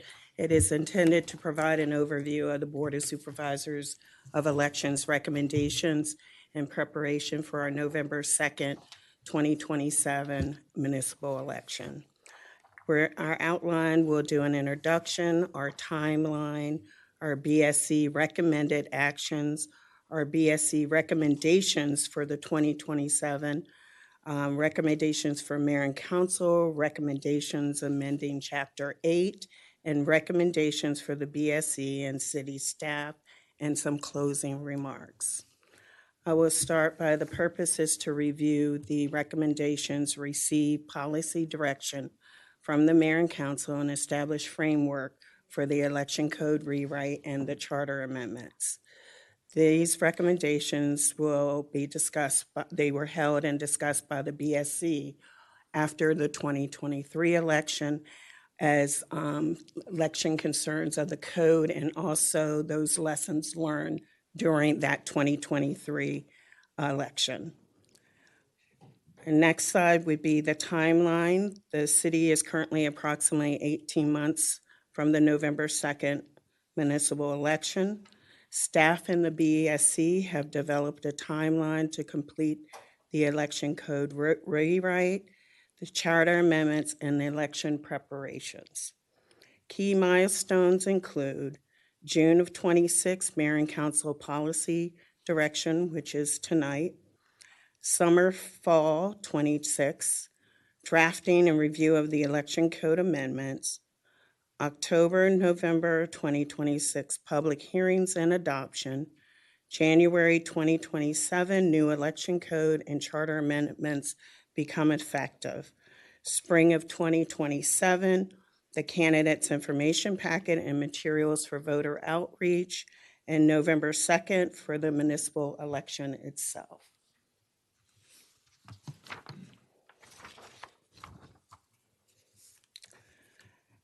Our first slide, these are BSC recommendations that the three that they would like to outline outside of the Chapter 8 itself. The first one, use of vote by mail to conduct the 2027 election. This would allow us to have the third vote by mail election, and it has been received very well by the community, and it has shown to increase voter turnout. The second one, our request is to establish a third vote center on the east side of Rockville Pike. This would allow those new developments down in the Twin Brook Quarter and also to have a designated vote center since the population is grown in that area, and also to make those residents feel more inclusive in that area that may not know that they're eligible to vote in the municipal Rockville election, because we had some of that in 2023. The third one is to provide a stipend to the BSE members who served the year of the election, $2,500 would be for the board members and $3,500 for the chair. We did some outreach. There are several jurisdictions that do pay their BSC members, and we can go into more detail with that. The city of Gaithersburg pays their election workers $2,500. Frederick, primary and general, $2,000. Tacoma Park, $40 per meeting. I did not hear back from Annapolis. Bowie, Maryland does pay their board members, but it is established through the Mayor and Council annual budget process during an election year. With that, I would like to just pause and get your feedback on those three recommendations or any questions at this point. Thank you. I know in the staff report, there's one more item in this section, and it's regarding the city attorney participation. Is that something that you meant to not include in this section, or are you going to address that? No, later? that's going to be a given in this rewrite, so Okay, we'll I just want to leave make sure that I didn't out. miss it. I know that was really important to the Board of Supervisors. Yes, election. it was I wanted to say but it. we've had our conversation with that. Okay, so so I you're think we're moving good. forward on that. Yes. Perfect, thank you. And I just wanted for the listening public to note that we did have detailed discussions on the referenda and went line by line through the election code and provided mayor and council's feedback. So this session is focused on listening to the BSC and then moving forward,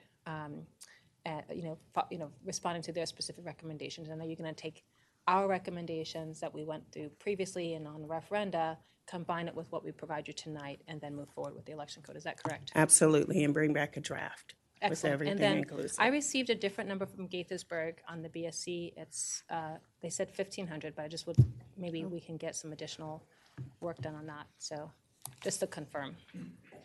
Excellent. Okay, we'll check into that. Thank you. So we started before with Councilman Van Grack. I will come back to you as you requested, and then so that would put you up next, Councilman Jackson. Thank you, Mayor. So I guess thanks to the BSC for the recommendations and for your presentation. Yeah, I just have a question about the stipends. I understand that they do a lot of work, especially in an election year, but they are one board among many boards and commissions. And so I just worry about the slippery slope. I mean, if we have one body that is getting a stipend, regardless of whether it's warranted or not, other bodies, especially quasi-judicial bodies, might expect the same. And I mean, I can't really argue about that. I think in particular about the Planning Commission, as well as the Historic District Commission. So, I mean, if we're going to go down this road, we should have a broader conversation about compensation for every board and commission rather than just one. Would be my initial comments on that. As to the other recommendations, it looks fine. I mean, I think the vote by mail continuing, that's a no-brainer. I mean, we know that vote by mail increases turnout, is the ease with which you can cast your vote is proven, and it's really a good way for people with disabilities, mobility challenges, to be able to cast a vote without, traversing to a vote center. So I totally support that recommendation. I think vote by mail is proven to be the way to go. No more questions. I look forward to the rest of this conversation, but I think we're off to a good start. Thank you. Thank you again. I want to echo my colleague in saying absolutely on vote by mail. I know that's a given, but given the national discussions, I feel it's important to say Rockville was the first jurisdiction in Maryland to do vote by mail. I want to thank our city clerk for leading that charge with the city council at the time, and it practically almost doubled the voter turnout. And as my colleague mentioned, it really does expand accessibility for voting for people of different needs. So I really appreciate that, and I want to continue to support it. The third vote center, absolutely. I know this is something that we discuss as a body to try to make sure that we're looking at geographic equity across the city. So thank you for noting that. And in terms of the stipend, I do believe that we should, at minimum, be reimbursing. To my understanding, there's been some question about whether BSC members can be reimbursed. They actually do a lot of things where they're traversing the city.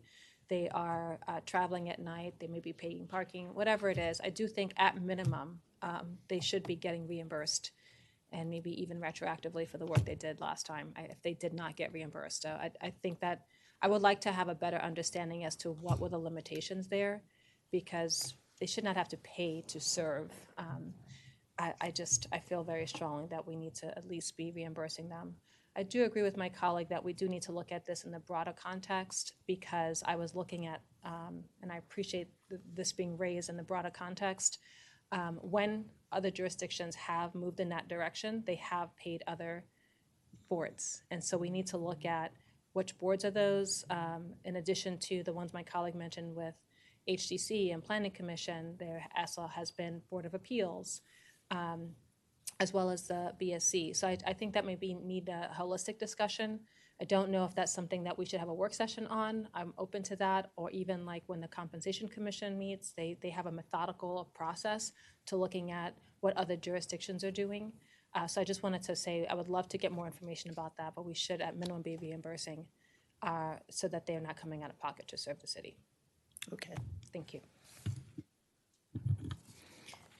Thank you. Absolutely want to co-sign what my colleagues have said so far. Very much we need to double down on our commitment to vote by mail. Now more than ever, so absolutely. I am ecstatic to see the recommendation to establish a third vote center on the east side of Rockville Pike. I think that's going to make a big difference.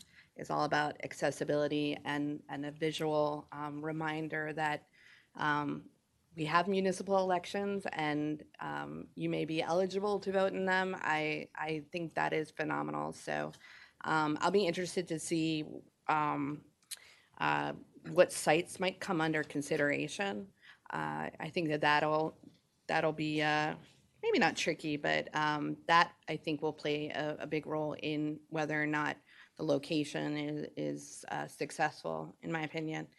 I also agree with the stipend discussion so far from my colleagues before me. I think if we are going to have the stipend discussion, then we do, in the interest of equity, at a minimum, include the Planning Commission, which we actually saw tonight during their report to us, do quite a bit of heavy lifting during the course of the year as well. But again, that might be the bigger discussion of all the quasi-judicial commissions being provided a stipend, and maybe on an ad hoc basis, other commissions in which the workload is extensive.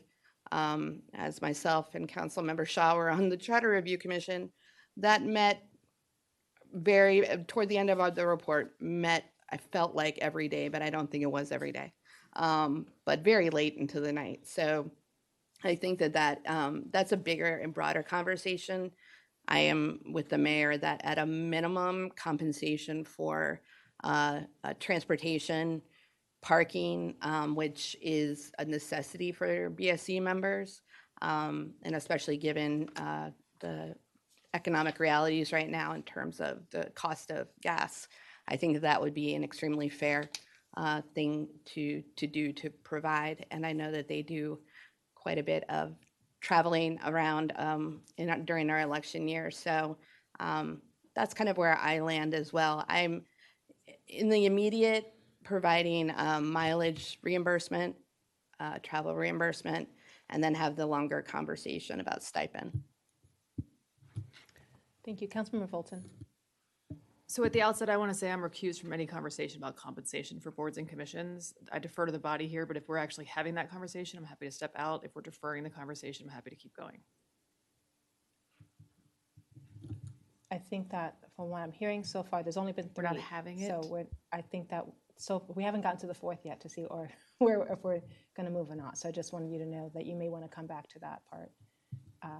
I don't think we will have it. I think we're going to at least get to travel. I think this may be a broader discussion in the Okay, future. I just don't want to be here for that. If we're not having it, then we're not having it. On the other 2 questions, yes to vote by mail and yes to a 3rd vote center. I will note that the item that was taken off of the presentation because it was decided, I actually do have, I guess, questions on. We don't have to decide it now, but mere physical presence of the office of the city attorney doesn't answer a lot of questions like, is the guidance that's given the binding? Is it like, who's the client in that scenario? I do think there's something that needs to be discussed on that. We don't have to have it here, but I don't object to the overall recommendation. Thank you, Dr. Miles. Thank you, Madam Mayor. I associate myself with the majority of my colleagues with regard to, well, I'll take them in order. Vote by mail. If the city clerk and board of supervisors of elections think that they can pull it off for this election, then I'm supportive. If they need more time, I'm supportive of that too. I will follow your guidance on that. Number 2, establishing a 3rd vote center. I'm in support of that. Number 3, with regard to compensation, I associate myself with the comments of my colleagues, particularly Madam Mayor and Councilmember Jackson, I think, introduced the concept of equity across other boards, commissions. That's all. Thank you very much. Councilmember Van Grack. So first, I think we're all pretty unanimous that vote by mail has been a tremendous success in the city. There's no reason to go back to something that's been successful. 3rd vote center, absolutely. We really got the kind of 3 sections of the city, the west of 270, central area, as well as the east of 355. There is no reason for us not to have 1 voting center in each of them. With regard to the stipend, my understanding is one of the main reasons we and many other jurisdictions do have some compensation for the Board of Elections is because they're not just meeting in City Hall. They are meeting out on voting sites. They are actually having to deal with moving ballots to and from, especially in an election year. There is significant outlays that they have to do themselves that is not the same as just folks meeting at City Hall or meeting remotely. So to the extent we are addressing this, not necessarily as a stipend, but as a recognition of the fact that they have outlays themselves on a regular basis on behalf of the city that's not compensated, I think that fact is appropriate and makes it different than most other boards and commissions that are generally just meeting here. And I think that fact needs to be acknowledged because they are, whether it's a compensation for their own expenses or that we presume what that amount is approximately going to be in a given year and assign it that. And I don't know whether stipend is the right word. It really should be some type of compensation for the fact that they are outlaying their own time, using their vehicles. I've witnessed members of the Board of Supervisors elections taking ballots from the ballot box, driving at different places, and doing it throughout the time period. And that's something that we shouldn't take lightly, and they shouldn't have to outlay themselves. Councilmember Shaw.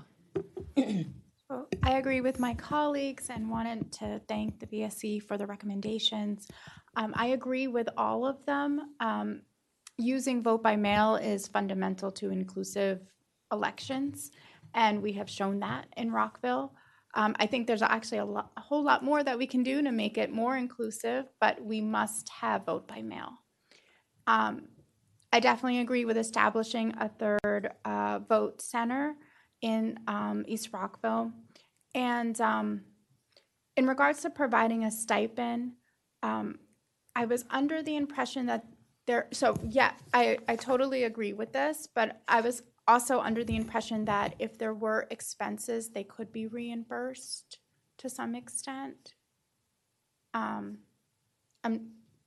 interested to hear more about that because Thank you, Councilmember. So I'll just note that I asked that very question and was told that for some reason it wasn't happening. So I have a follow-up specific towards our city manager's team to help ask and just clarify for the future, because sometimes there's finance policies that are usually used for normal situations, like requiring a 50-mile radius for some travel reimbursement that we may need to adjust. But I know the city manager will help us get to that in a second. The reason why I was asking that was because of I just remember serving on the Charter Review Commission, and that was offered at some point.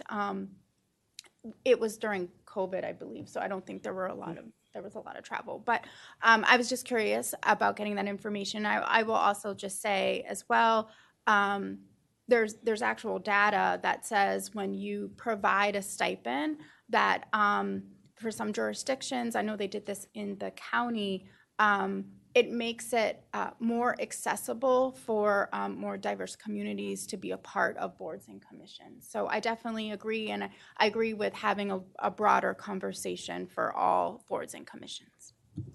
Thank you. So this came up, and I know we talked about like our current code allows reimbursement, but I don't think there has been reimbursement for the BSC.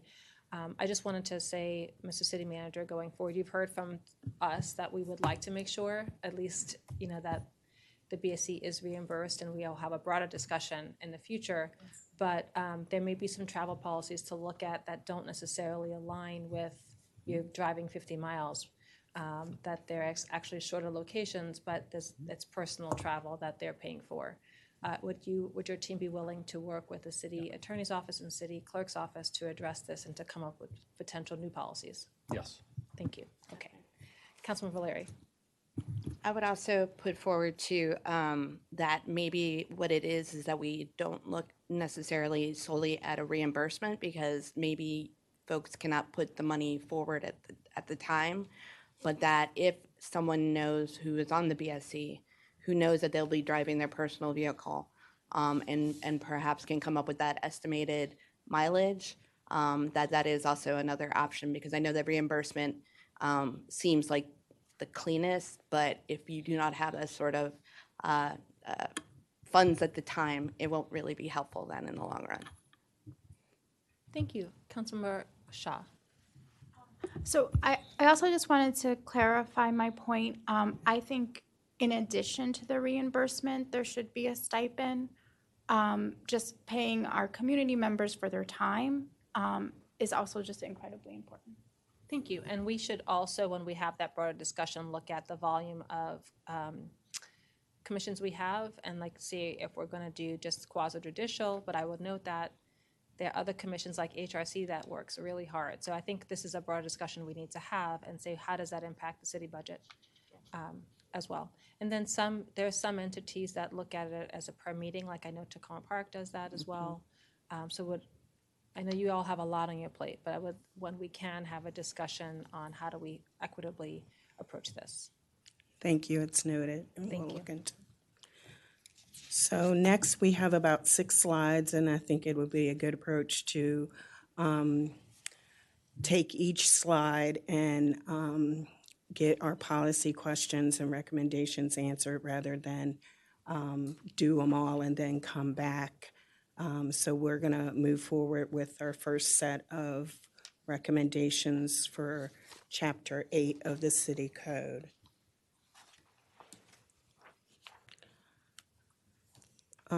Our first section's 8-1. We have expand definition of campaign materials to include robocalls, pre-recorded messages, and communications with audio components.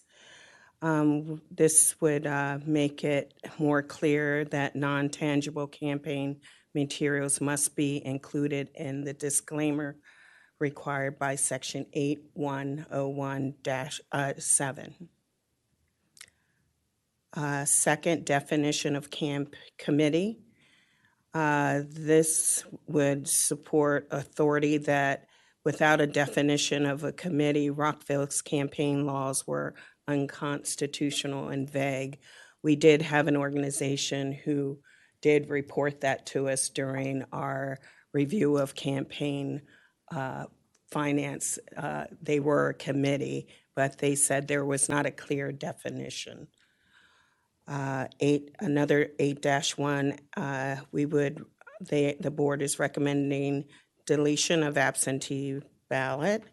The reason because vote by mail eliminates the need for absentee voting when everybody who is a registered and eligible voter receives an absentee ballot, even our overseas and those who are requested absentee ballot originally. It's mostly those who are overseas and has an address that gets mailed to their either their home address or to their overseas address. So anybody who is on the registered voters list is eligible to receive a voting packet by mail.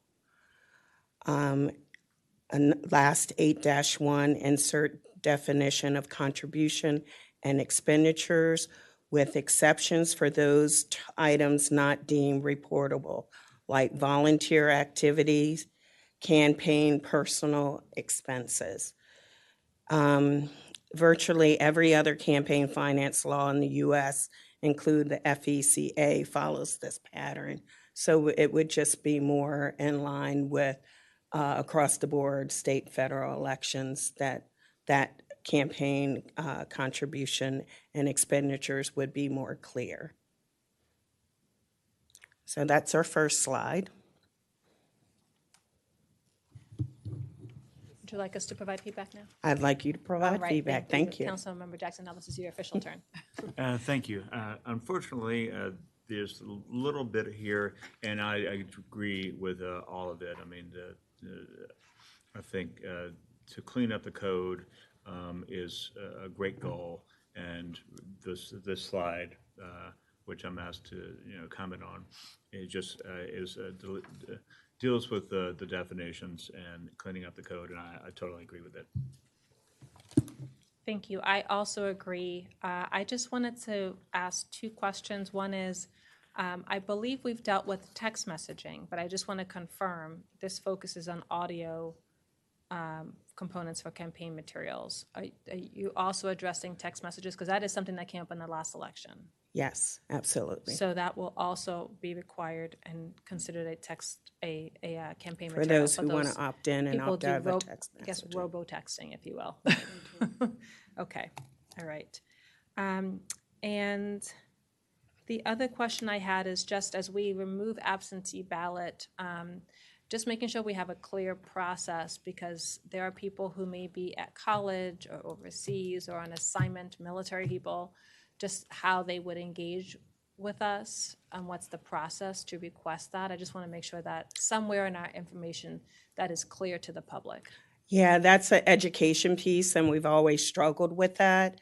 What happens is onus is on the voter itself to update the voter registration. And that is in one of those 4 mailers that go out. We always stress, please check your voter registration, please update it. That's even for those college students. There's some who have graduated, they forget, oh, I'm back home now, but they forget to change their registration back to their home address rather than sending their ballot to their school. So we do try to reach out to all those voters that we can and stress to them, please check your update of your voter registration. Thank you. And I just say it in the spirit of, like, if we're going to remove absentee ballot, which I understand why you're recommending that, we need to actually provide education on, I know you're away. If you're away and you need your ballot mailed, here's the process, just so that is clear. Because some people look at absentee and they're reminded, oh, I'm going to be away. I need to. I'm not going to be home to get that. What's the process? So I just want to specifically call out something that is a trigger. If you're traveling or away for whatever reason, here's the process. And we have that on our website and on all materials. We can include that in our outreach as well. Okay, thank you. Councilmember Valeri. Yes, hello. Okay, so I am really good with the expanding the definition of campaign material. I think that's something that we'll probably have to review somewhat regularly because things will change and technologies will shift. And I'm heartened to hear to Madam Mayor's question that text messages are included in that. We're already hearing from some folks who are receiving unbidden text messages, so I can only imagine that this will occur during municipal election years as well. I'm cool with the inserting a definition of committee, can only do good things, be super clear from the get. I agree with Madam Mayor on absolutely delete the definition in the code. That makes sense. But that is, it's become shorthand for, oh no, I'm going to be away. So even just as part of the educational efforts, having, even just a section on the election website that's like absentee voting, like, are you going to be out of town? Well, we're a vote by mail and et cetera, et cetera. I think it's a good teachable moment, but it is kind of in my head, like you said, it's like shorthand for, oh, I'm not going to be around on election day. And if folks are new to Rockville, maybe they're not quite sure how that works out either. So that makes sense. And I agree also as well with the inserting definitions of contribution and expenditure, with the exceptions for those items not deemed reportable. I presume we're going to be getting into in-kind contributions, because I see that the exceptions would be considered under federal laws in-kind contributions that would have to be reported, i.e. volunteer activity, that kind of stuff. Okay, I just want to make sure. But yeah, no, I'm good with all of this. Thank you, Councilmember Fulton. I support all of these recommendations. Thanks. Thank you, Dr. Miles. Thank you, Madam Mayor. I also support all 4 of the recommendations listed on this slide. Thank you. Councilmember Van Grack. Okay, before I get into this, I need a little bit of help and try to understand. And the reason I say that is we've got a version that of the section 8.1, all the different sections. Then this is the 4th version of something that we've seen. There are edits to the existing statute, but we've got 4 different 8.1 definition adjustments here. But on what we have, only one of them is there. We only have the expanded definition of campaign material. We do not have an insert definition of the committee. We don't have the clarification of absentee ballot. We don't have the insert definitions. And I think this is critical, because we've clearly got a problem with the definition of committee. There is an easy way to interpret, but what we have in our draft has committee the exact same definition as what's in the code now. We do have an expanded definition of campaign material, which is good, but I think it should even be expanded more. And we also don't have the clarifications of the definitions of contribution expenditures. As we go forward into the other sections, there's also changes that this body has voted on that are in this code that's changed. So my question is, what is the draft that we received with the blue red line edits? Is that intended to incorporate all of what we received, just some of what we received, or a starting point, or just part of the way there? Are you talking about the draft received on April 27th? What we have in our agenda booklet specifically includes a part of the election code with specific red line edits, some of which has these changes, most of which don't have the changes, but also don't have changes that we voted on that are in this code as they are the same. Okay, so those were the additions that happened in 2023, right before the 2023 elections. Those were the changes that went into the current code that we are in now, the Chapter 8. Those are in there. So this is not... That is just showing you the comparison of what changes were made right before the 2023 So these election. are the changes that that were made by the previous body. Absolutely. So these are all incorporated. So it does include text messages. Our current code does. And we're talking about expanding those definitions to even broaden even more than what we have in the code currently. Correct, because there were some issues about text messaging and how they should be reported.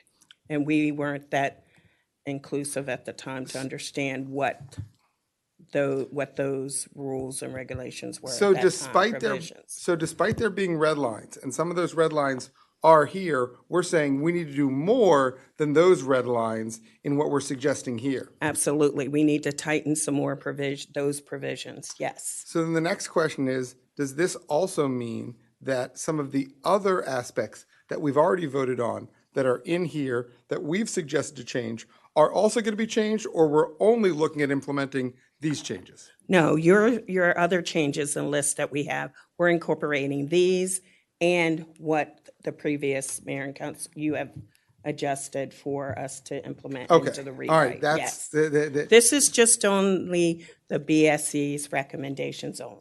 okay. That So they're bringing forth to you to say, this is what we need to tidy up Chapter 8. So as administering the election, we need more depth to Chapter 8 with these provisions. in addition to the other And- things we've talked about as a body. Absolutely. So anything that we've talked about as a body, we don't need to add. We're No. just trying to say, with regard to these additional things that the Board of Supervisors of Elections is adjusting. Absolutely. All right. So I would say not only are these issues, and especially the first and second one, critical, but I think they should really get into it. I mean, the degree to which committee, I think, has been utilized by other organizations to get around our rules is critical. And we need to make sure we have a robust definition. Same thing with campaign materials. You know, when you get into campaigns and people are trying to take advantage, whether it's committees, whether it's organizations, whether it's candidates, the more, and I'm going to use one of our city manager's favorite quotes, clarity is kindness. And we need to have as much clarity as possible. And I think under the definitions, it's one of the best places to have that clarity. So there's no confusion about what is established and who's governed. So I support all of these. I agree that we need to make sure that there is a clear way that someone can receive an absentee ballot. Even though we're doing mail-in, there are people who are still Rockville residents who are not going to be receiving them at home. So to the extent we can make that available, I think it's important. But all these definitions, I think, are critical for a proper election code. Thank you. Councilmember Shaw. I agree with my colleagues. We definitely need to clarify these 4 items. I will say for the first one, it would be helpful also to clarify the exceptions, because I think some of the exceptions are included as member organizations, unions, associates.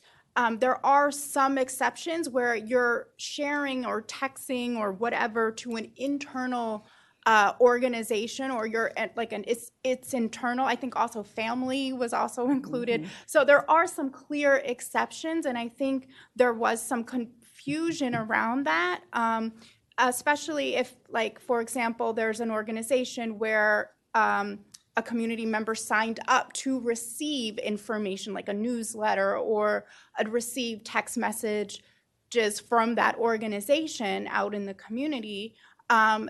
That could go under the exception or it could not. But I think clarifying where those exceptions are is really important, because that would help candidates to know if they should put the disclaimer there or not. And then I definitely agree with the rest, and defining what a committee is, and it makes complete sense for an absentee ballot, and then also some more clarity around the 4th one. Thank you. I was just going to just note, can you tell us, is there state law on exceptions? I mean, obviously, if someone is sending something to their family, that makes sense. But we do need to be mindful that there are lots of associations and groups, and the goal is to be as transparent as possible. So I think that's what we want to be. If safer to include it. Sure. I mean, I'd have to look into, what exceptions there are. I mean, generally speaking, the state election code does not apply to us. So we can define things as we wish. Yeah, I mean, to the extent possible, if someone is sending a one-on-one message to one person, I think that's fine. But in general, I think disclaimers are better if we can just be clear. Because I know that we're trying to make sure that people know where they're getting the information from. Councilman Valeri. Just on this point, there is, and I can't recall what it is off the top of my head, but there is an equivalent to the CAN Spam Act that applies to text messaging, which is why the text stopped to opt out of future text messages. I cannot recall for the life of me, but there's an equivalency there to allow for people to whether or not there's a pre-existing relationship to opt out of communications from that communications channel. Councilmember Shaw. I know we're going to go through this later on, but I think one of the exceptions could also be if there's only one text message going out, then I don't know if we would need the stop function. I think it's good to put it in there, but I think if there's only going to be one text, I think it would just be good to clarify that. How do people know if it's going to be one text? You're just saying if. No, I'm talking about in the code. Oh. Like if there's only one text message going out. But that's Councilmember Valeri. Thank you, Councilmember Shaw. I get kind of where you're coming from, but again, under canned spam, you could send one email, you could send 50 emails. You have a certain set of criteria that you have to create a way for folks to unsubscribe, and that's kind of the at the heart of it. So it's not so much about quantity, but it is more about allowing folks to not get that communication channel and providing them the path forward. So yeah, I think it's more information is better. I think it's more to protect individuals and their ability to determine what communications they get at the end of the day. Councilmember Shaw. I wholeheartedly agree. I think some of the communication previously came from members of the community that did sign up for things that could unsubscribe to list or organization list or newsletter. And I think being able to unsubscribe to all communications is a good idea. Thank you very much. Next section. Okay, our next is 8-6A, close registration to vote city election 60 days rather than 45 days before the election. And the reason for this would allow time for us as the BSC to check the voter information. There would have been at least three mailers out, and the county would have already provided those updates in the system before they send the bulk update, which is the final update to the vendor. That would allow us as staff and BSC to work with our IT and our GIS to do an overlay and to make sure that that voter database met all areas of our city and registered voters before, and it would allow us to see if they provided something called web delivery, which happened to us before. That was not something that we were used to had no knowledge of because we're an all vote by mail. So web delivery was sent to the vendor as those who opt during the federal and state elections to receive a web ballot, which we do not offer web ballot, nor have the capability of a web ballot. But this would allow us more time to review our data before the state sends it up to the vendor, because they do not allow us municipalities to send our own data up to the vendor provided through the state. 8-41A, substitute provision for specific locations of vote centers and drop boxes.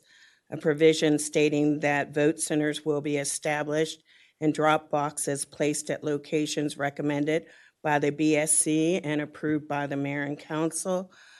The BSC recommended this change currently because they would know from previous elections the voter turnout in these areas where we have drop boxes, and also we think putting it in a code, you would never be able to move these locations around.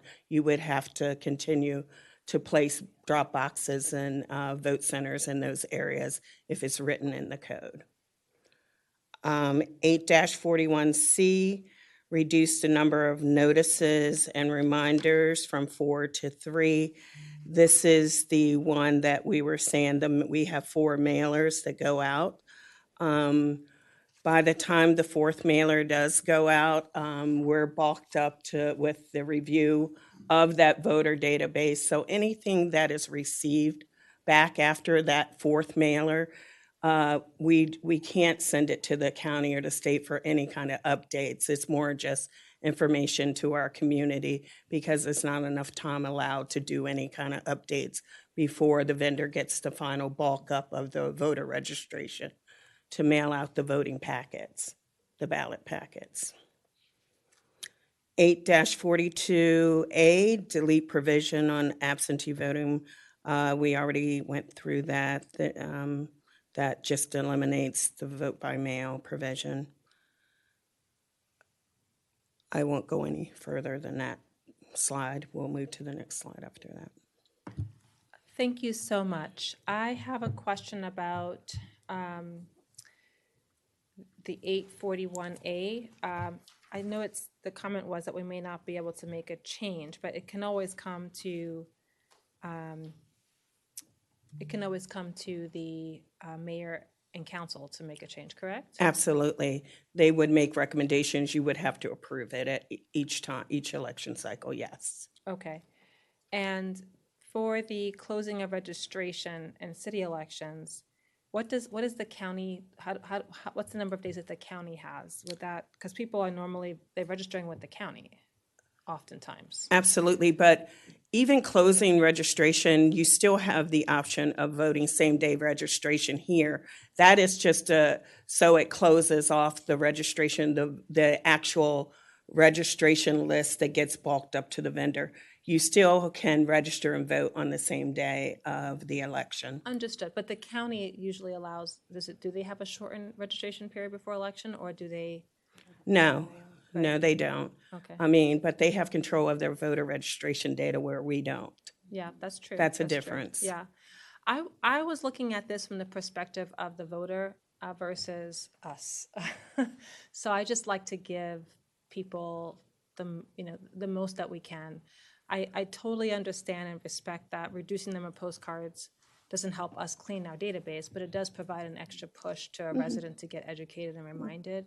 And Rockville has been doing very well compared to some other jurisdictions. We always need to do better, but on voter turnout, and I just would be uncomfortable with doing anything that would impact the voter per se. So I would say for these, I would, and I know I may be in the minority here, but I would not change those. But I do understand that you won't be able to necessarily clean the database. It's really about an educational message, which I think is still valuable. Yes. And I'm also, for that purpose, would keep the 86A. And I do believe that the BSC can come to the mayor and council. The only reason why was, I think there's a dance between the BSC and the mayor and council to be able to look and make suggestions on how we evolve and add these vote centers. I think that, we, the mayor and council, have pushed in the past to add more for geographic equity, and I value that, that it's clear where it should be. And I'll give you another example. We, as in 2019, we pushed on, I pushed on getting materials in Asian languages, and it wasn't in code, so they didn't have to do it. So I do believe just clarity is kindness, to quote the city manager and my colleague. So I'm fine with keeping that section as is, and I do support what you're saying on 842A with the comments on education that we made earlier. Councilmember Valeri. Yes. Okay, so on 86A, I can see both sides of this, but I think it's more that it's like the cutoff point for the mail house to ensure that the ballots get to individuals. So less about like we're cutting off registration to vote, because we do have same-day voter registration. It's always going to look different to the county because county is not exclusively vote by mail. So, closing registration for them looks extremely different than closing registration for us. I think we could probably do, in all our free time, a better job of promoting same-day voter registration. I think that a lot of folks don't realize that's an option. In 2023, I feel like I talked Bloom in the face because I was like, we got vote centers and we have same-day voter registration. And a lot of folks out there that have lived in the county their whole life that don't know about same-day voter registration. So I think I'm cool with 60 rather than 45, as long as, on the parallel track, we are pushing out information about same-day voter registration and really empowering folks to come to a vote center if they find themselves in that place, which then goes back to more vote centers better.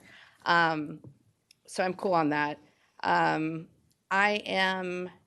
okay with the substitution of 8-41A, as long as we maybe create guidance or parameters on that,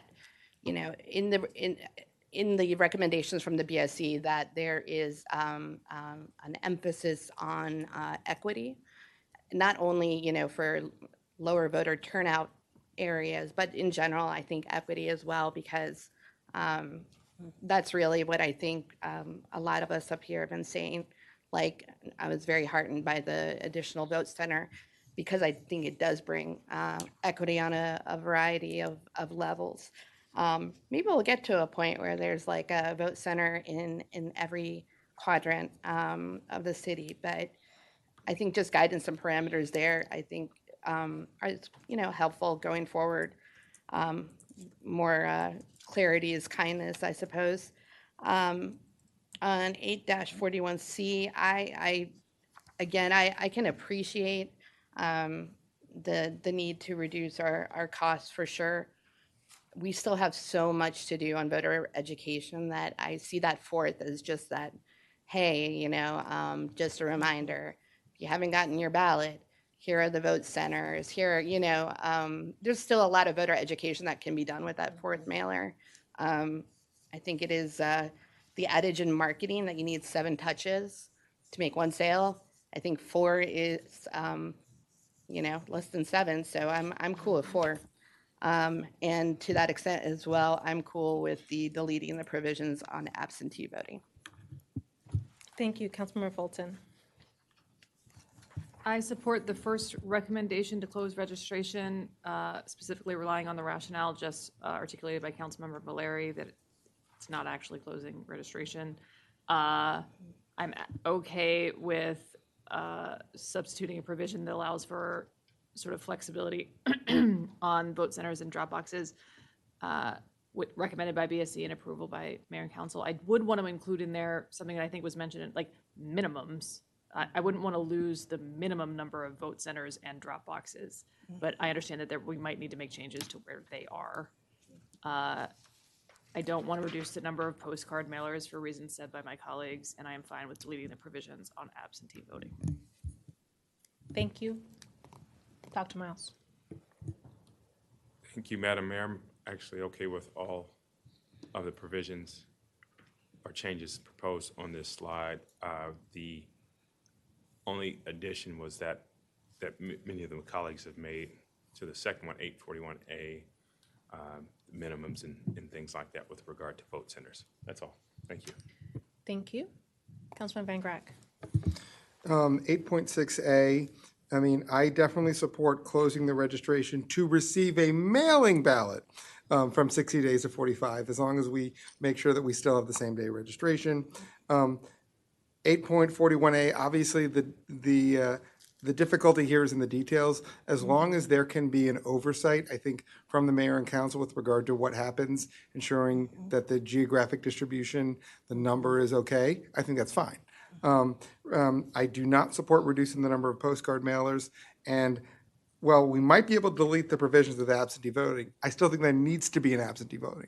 That option's got to be there for example, a college student who still lives in Rockville that wants to vote in Rockville elections. Some other aspect, or someone who's going to be abroad for a month and is not going to receive it. So I still would allow that provision to be there. Councilman Bouchard. I'm going back and forth with the first one.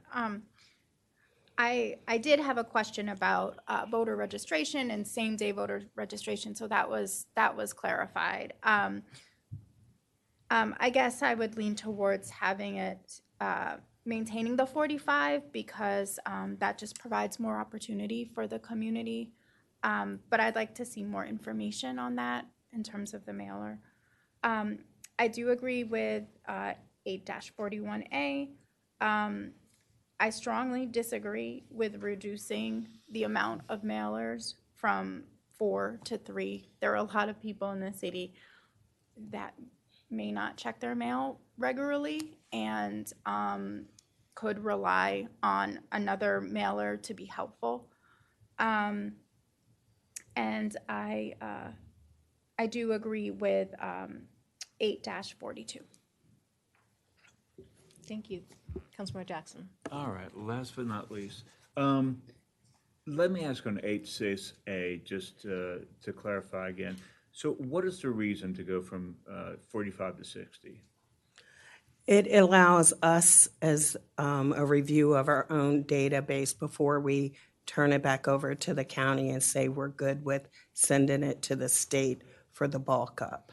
It's given us time to review it and to make sure they included the updates from the 3 mailers. So has there been a problem before with the 45 days? Yes, it pushes you with the vendor close to the packets being mailed out, and you don't want to rush the state via the county to send something that we're not prepared or have reviewed. So that's what happened the last time. All right. And we want to make sure that doesn't happen this time. It's just more of a review for us and before it gets sent to the state via the vendor. Yeah, I've been going back and forth with this one, but 8-6A, I'm a no. I think we should keep it at 45 days. I recognize what you're saying, but I did think it's important to be consistent with the time. On 8-41A, I'm okay with that. Having the Board of Supervisors of Elections, establish the drop boxes and place the locations, I'm fine with. I understand what the body has been saying about having mayor and council input, but I don't think I feel that strongly about it. And then 841C, I'm also a no. I think it's important to have 4 mailers rather than 3. And 842A, yes, I'm for deleting the provisions on absentee voting. I understand what Councilmember Van Grack is talking about, but I don't think we call it absentee voting. It's something else entirely. But yeah, I'm for that provision of deleting absentee voting. Thank you. So I believe that we have 4 for going forward with the recommendation on the 60 to 45. However, I think semantics matters. And so here it says closing registration to vote. It's not closing registration to vote. It's not closing. Because that really sticks Yeah. out to me, and I'm saying that's why I was so strongly against that. It really is the ability to receive a mail-in ballot. Right. So can we clarify that? Because We can. it doesn't look good Okay. as written. Okay. That would be very, very helpful. And since you mentioned vendors, there have been some issues with vendors. How are we going to prevent issues in Rockville? Well, if the state continues to assist the city with their election process, we have to use the vendor that the state uses. Otherwise, we'll be looking for our own vendors to run our whole election ourselves. So that's where we are with the vendor. That gives me great pause. And I just want to do some homework to understand what quality checks are being put in place, what has been learned but we do not want to have a second example of what happened this year, and that to become national fodder. Vote by mail pretty much was initiated in the Yes, it city of was. Rockville for Maryland, and I want to continue to have Rockville be stellar on this front. I think it's a little different for us, though, what the vendor was provided versus we're nonpartisan I know, versus. but it's not necessarily the what was the mistake. It was the fact that there wasn't a quality check that I'm concerned about. So I think it's worth a conversation to say, how will we make sure that things are done well? And there were some vendor issues in the last election with the vendor that was tabulating, and putting things online. I just want to have an honest conversation about what could go wrong and how we're preventing those issues. Okay. Because it's just worth saying, what have you learned? What will you fix? Especially if we have to use the same vendor. And I don't even know who the vendor is. I'm not commenting on specifically on the vendor. It's more about quality checks for the city of Rockville. Absolutely. Okay. We feel the same way. I appreciate that. And then I heard from my colleagues in favor of supporting the recommendation by the BSC, but I heard a caveat that being specific about the number. Okay. And then as the BSC was considering this, are you planning to present to the mayor and council any changes before they're made? Or you're just saying the BSC can do whatever they want and put the voting centers where they want? No, we would put those recommendations in front of the mayor and council for approval. We Okay. just wouldn't. That wasn't No. clear to me in the write-up, so Right. that's what gave me Right. pause, but I just wanted to make sure. Okay. I did see approved here. Thank you. And then I heard not enough support for the reduction, and the majority supported 842A. Do you have any questions or clarity? Because I know there was a lot on that one. No, we're following. Okay. Our next is 8-44A1, eliminating certificate of persons assisting voters.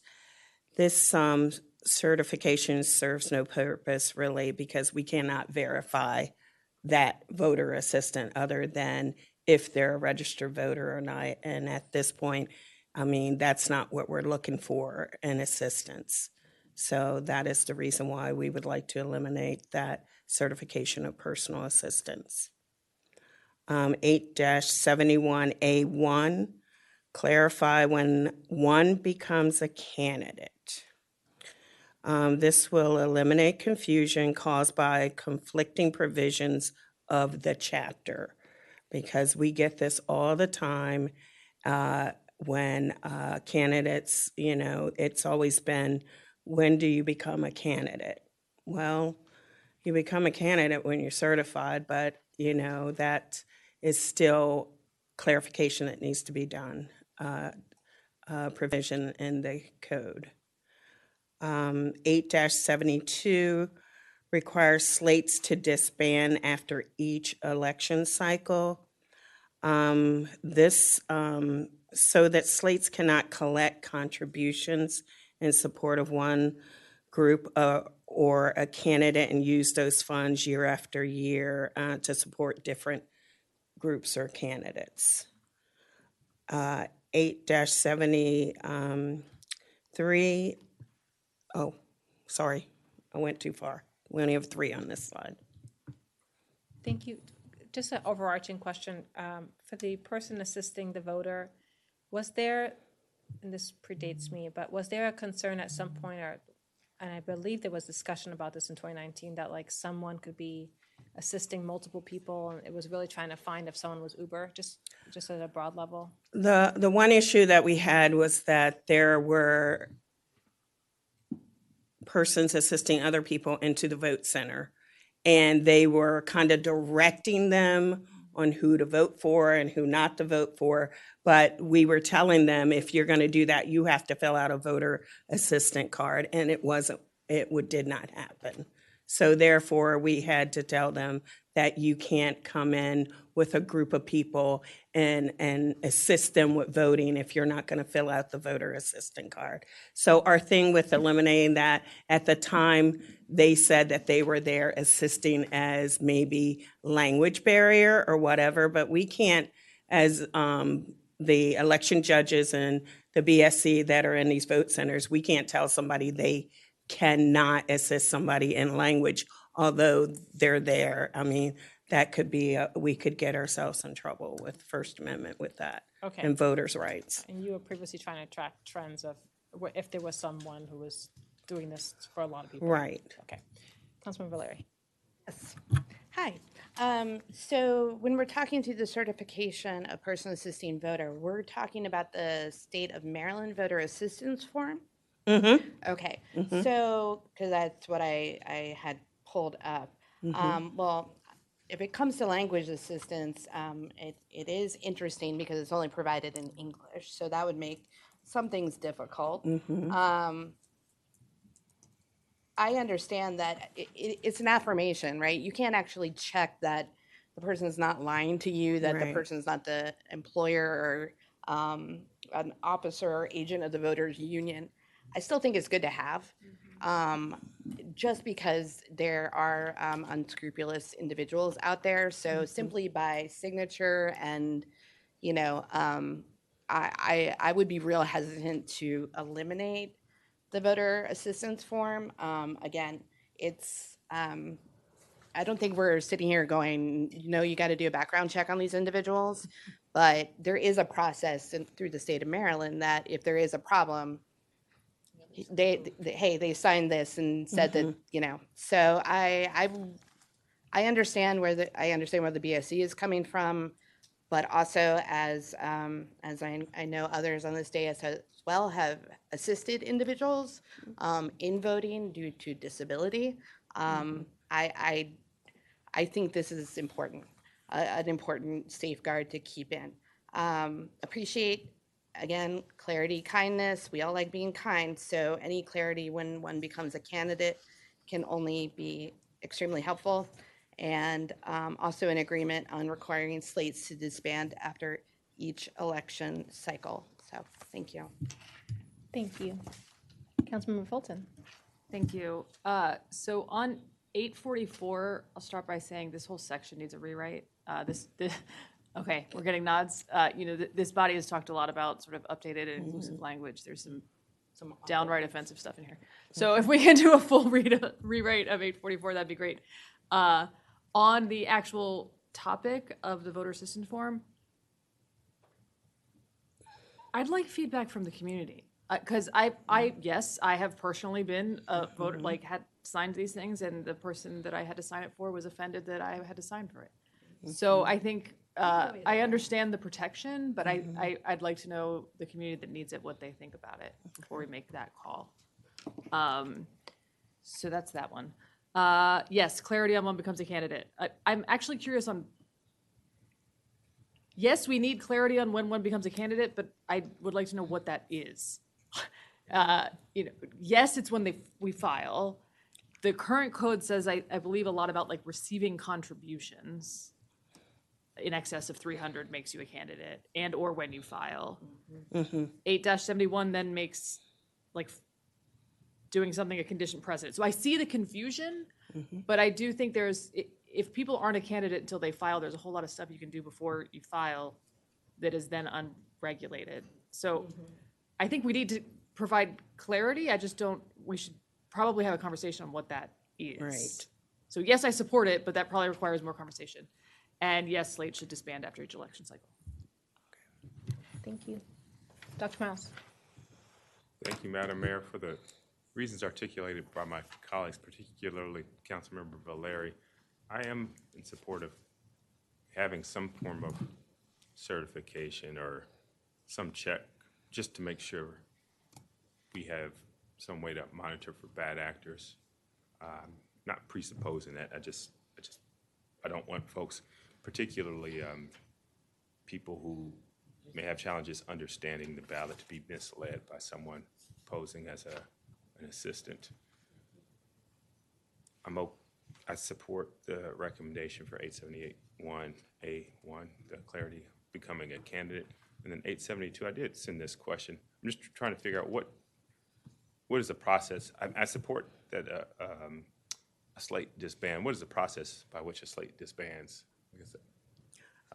They would have to close out their funding at the end of that election, which would probably be either the January 15th or 30th of the following year. of when you, after an annual year of campaign finance reports. Okay. They By would do it the same way a candidate or a slate would do it. And that is, you either give it to a nonprofit or to another campaign or something like that, but you'd have to close it to a zero balance. Thanks and so much show for the that. clarification.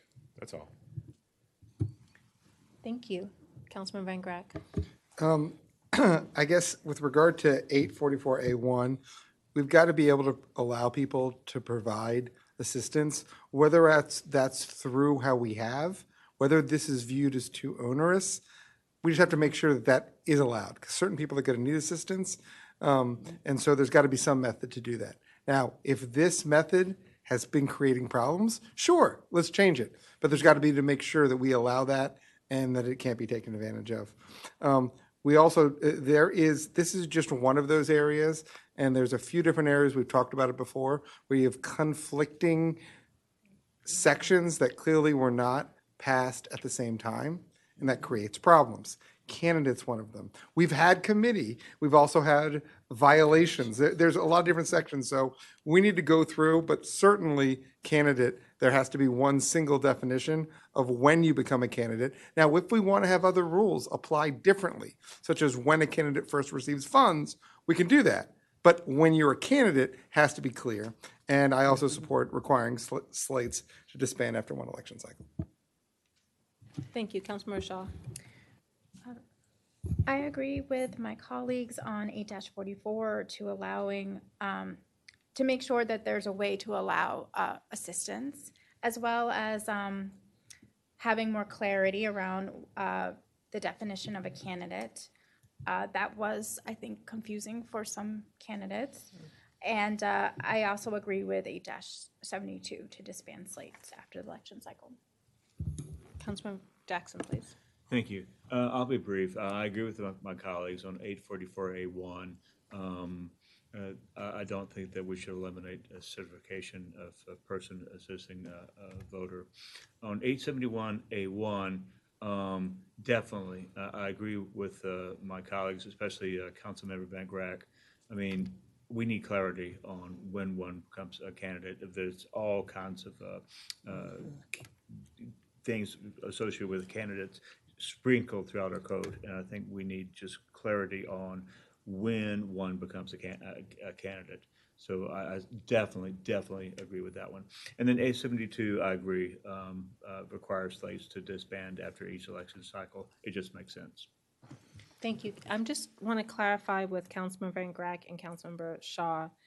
There will always be someone who can do the assistance. The question is, do we eliminate the form? Can you just clarify as we're tabulating, because we don't have a majority on each, and just want to make sure we're clear. Yes, when you're at a vote center, there are judges, the chief judge, and there are also the BSC member there that would provide voter assistance. There is that's what the ballot marking station is, a voter assistance for language, for Braille, for larger print. They are there to assist.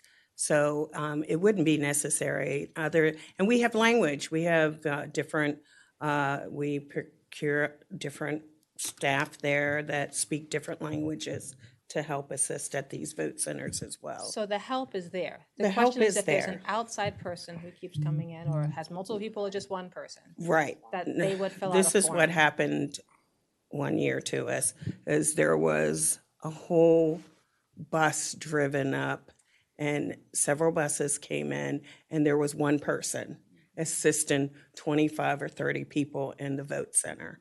That one person caused total chaos and jammed up the vote center because she's trying to assist everybody, not just them entering into the vote center, but assisting them in other ways. But we seen her actually trying to tell people who to vote for and how to vote, and that's not assistance. I just want to clarify, my colleagues, can you just opine on whether you want to eliminate that form or keep the form? They said to keep it. I mean, my view is I want a third person like a family member, to be able to help someone, not just those voter. If this is the way we need to do it fairly through this certification, yes, I do want that ability. Now, if this specific process is problematic and we're looking to substitute it in another format, sure. But I want the ability for example, someone's husband who assists them even in walking and getting there to be able to be there if need be. Thank you. Councilmember Fulton and then Valeri. Sorry, this just got confusing, but because now I want to be clear. You do not need the certificate so that a family member can help. A Right. family member can always help. help you. It's whether the family member needs to then also fill out a certificate. Okay. So, Councilmember Valeri. sorry, thank you. No, that's exactly the case, is that my thought process behind it is that you do want to do your due diligence and have something to refer back to in case, God forbid, it is a bad actor, right? Like if the form is eliminated and it is a bad actor, there is nothing there that would show in any way, shape, or form that the state of Maryland form was not used. I think it's unnecessary liability risk to not have this form, because it is something, it's a paper trail to show that the process was followed to the letter of the law by the election judges. Thank you. Did you want to say anything else? Are you good? Okay, all right. With that said, and I think you previously agreed with Councilman Van Graff, so I assume that you still agree. Okay, so I think that we then have a majority on not eliminating, but making sure that the assistance is free and available and we're not creating onerous processes, but a simple form. And I support that. I support everything else that the BSC has recommended. Thank you. Our next slide, 8-73, this is on campaign financing. Adopt a provision on independent expenditures that would, 1, require persons to register within 48 hours of making an independent expenditure of an amount set by whatever. 2, file a report within 48 hours of making an independent expenditure of at least X. And 3, describe in those reports the identities of those largest contributors. And 4, name a Rockville resident of an agent for service of process. This provision would mimic the treatment of independent expenditures under the Maryland Election Code, Section 13-306. And it presumably, it would lower the amount obligated for them to register and report.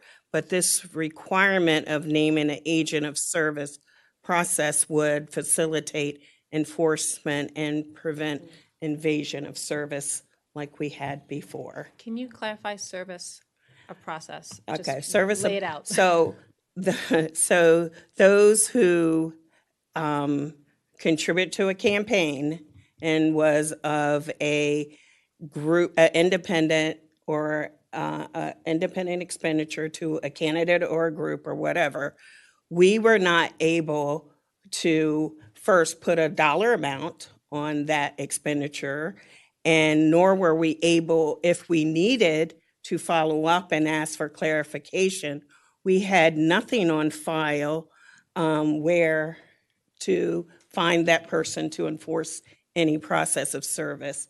Like there were 3 or 4 that we had issues with, and we still have not received any feedback, although we tried to find them, but it would allow them to have to register with the city clerk's office. And also their campaign finance reports with the state like the candidates do.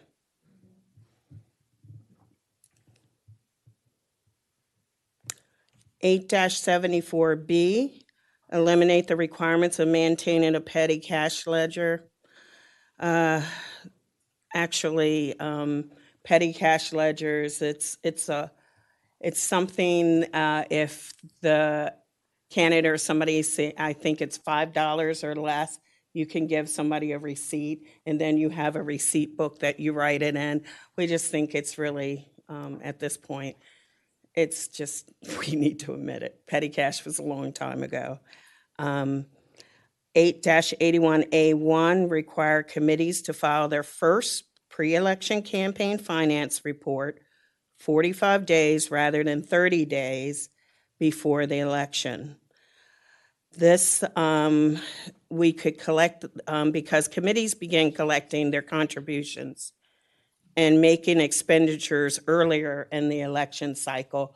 So therefore, we don't know what they're out there collecting if we're not asking for them to provide a report of what contributions that are being accepted or being made on behalf of another candidate or group or slate. 8-81A4, change the due date for annual campaign finance reports. That annual that everyone has received in November 8th, we're asking to change it to either January the 15th or the 31st. This would be in finance laws of the U.S., including the FECA, and follow their pattern as well. And it would be very clear of other campaign finance reports being filed. Thank you, Sarah. Councilmember Fulton has the first opportunity to weigh in here. Thanks for this. For the first recommendation, yes, I support it in part because I want to highlight the part you mentioned about it's mimicking state law. Like, we didn't just make this up. Because that was my first question would have been like, why? So if we're mimicking state law, it makes complete sense to address a known problem. I also would think that the dollar amount should somehow be proportionate to the total funding coming in as compared to Maryland, right? Like some calculus there that makes it make sense. Yes, to eliminating a petty cash ledger. On the pre-election campaign finance reports, I'm actually not sure about this one because it gets to the question of what is the purpose of the campaign finance reports. Now, there's going to be later recommendations about like being able to act faster if people are late and higher fines if people are late that I will support. But if you have those in place, I don't know why the 45 days serves out the purpose of what the review is for. This would allow a candidate or a committee to report their campaign finance earlier than later. We had a person who made it on the ballot that didn't file, so therefore this would eliminate that from happening again. Oh, because it's before the ballots are finalized. Absolutely. If the reason is because it's before the printing of the ballots is finalized, then yes, I support it. That's what I was missing. Okay. Thank you. So I support everything here. I think, yeah, and omit the petty cash ledger, yes. What about you? Are you good with the change in date? Oh, I'm so sorry. Yes, I'm good with that too. I'm good with everything here. I think I said, yeah. Okay, thank you. Dr. Miles. We're going to get that. Sarah, would you like to confer? I'm fine with that if you'd like to. The chair wants to have he was saying something in response to quarterly, but we're going to get to that. I will get to that. Thank you. Dr. Miles. Thank you, Madam Mayor. A question I raised as well on this one for 873. If it is an independent expenditure being made by a group, organization, how would they know to follow these rules? I just don't, like, you see what I'm saying? As they would be required to follow the election laws like a candidate. Understood, but if somebody goes out, some group X goes out and makes a flyer in support of a candidate or a group of candidates, just out of their, I mean, they pull money out their own campaign committee, or they just on their own, or a group of business developers, whoever the group may be. I mean, they don't know what they don't know, I guess is what I'm saying. Well, they do know if they hit a threshold that they're filing. They knew there is a requirement across the board at any election, that once you hit that threshold, you have to file something with some agent, either my office, the state, you have to file something. Anyone involved in elections knows that there is a requirement to file. Like even a private individual? Oh, They absolutely. would just, man, I didn't, I wouldn't know. I mean, yeah. I guess what I'm getting at is that it presupposes folks know, and people could get dinged for stuff they don't know about. But I mean, in general, I support it, 873. I just curious about how they know. And the rest of them, 874B, 881A, subsection 1, 881A, subsection 4, that all makes sense. I can support it. I just, the questions notwithstanding for 873. That's all. Thank you. Councilman Van Grack. Yeah, 873 is a must. We've got to do as explicit information as possible, and if we're going to follow the state, we also have to make sure that part of the reason for the agent for the service of process is also you've got to list all the information, both if there's treasurer, the chairman, all that information must be publicly available. So we've got to make sure that all of that is upfront and open for the public. And so the filing of these reports, the disclosures of the information, as well as everything, we need to have it open. And so the more information we have, the easier it is for the BSE. And then we'll obviously get to this later if there's violations of these. We've got to make sure that the violations are clear, can happen immediate, and that they're substantial. With regard to the other three, I support them for all the reasons stated before. Thank you, Councilmember Shaw. So I had some questions. So I generally agree with 8-73. I think it's another conversation to figure out the amount. I know the last election, there were independent expenditures upward of 20K, and then there were ones that were far, far less. And so I think trying to figure out the amount would be incredibly important. For naming a Rockville resident as an agent, and I know this mimics the state, is number 4 naming someone who resides in the state? Is that how that equivalent? Because I'm sure it doesn't say a Rockville resident. And I also know that for candidates, I think at one point the treasurer had to live in Rockville, and then it was expanded out to like Montgomery County or Maryland or something. It has to be a registered voter A within Montgomery County. And not just Rockville, Not right? just For a Rockville. treasurer? Correct. Okay. Is there any reason why then in this case it would have to be a Rockville resident as opposed to someone in Montgomery County if the treasurer, which is also responsible for the candidate, has to live in Montgomery County? Well, that's a good question, but we would want a Rockville agent. I mean, we had somebody within Montgomery County, and we still were unable to serve that agent. Well, I mean, I think that there were still some candidates that live in Rockville that maybe you were not able to serve in a timely manner. Or candidates that weren't filing that perhaps lived in Rockville. I was just curious why living in Rockville as opposed to Montgomery County makes it easier. The process of service. I mean, we had to use if it's a difference in the process of service outside of Montgomery County.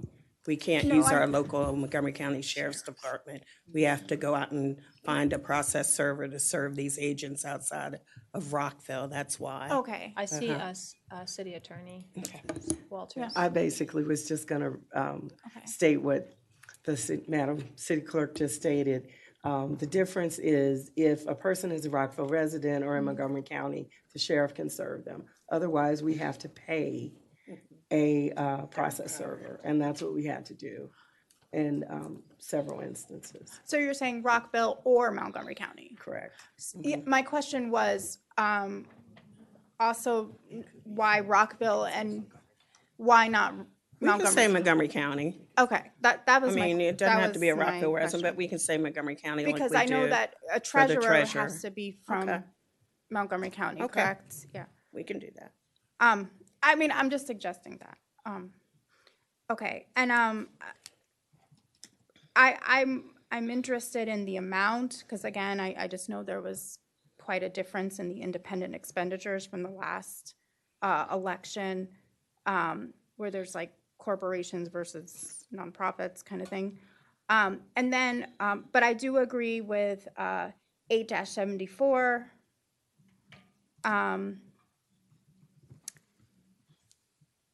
I do agree with 8-81 and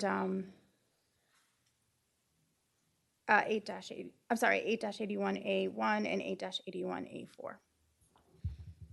Councilmember Jackson. All right, thanks. I will go backwards. I agree with 881A4, 881A1, and 874B, the elimination of petty cash ledgers.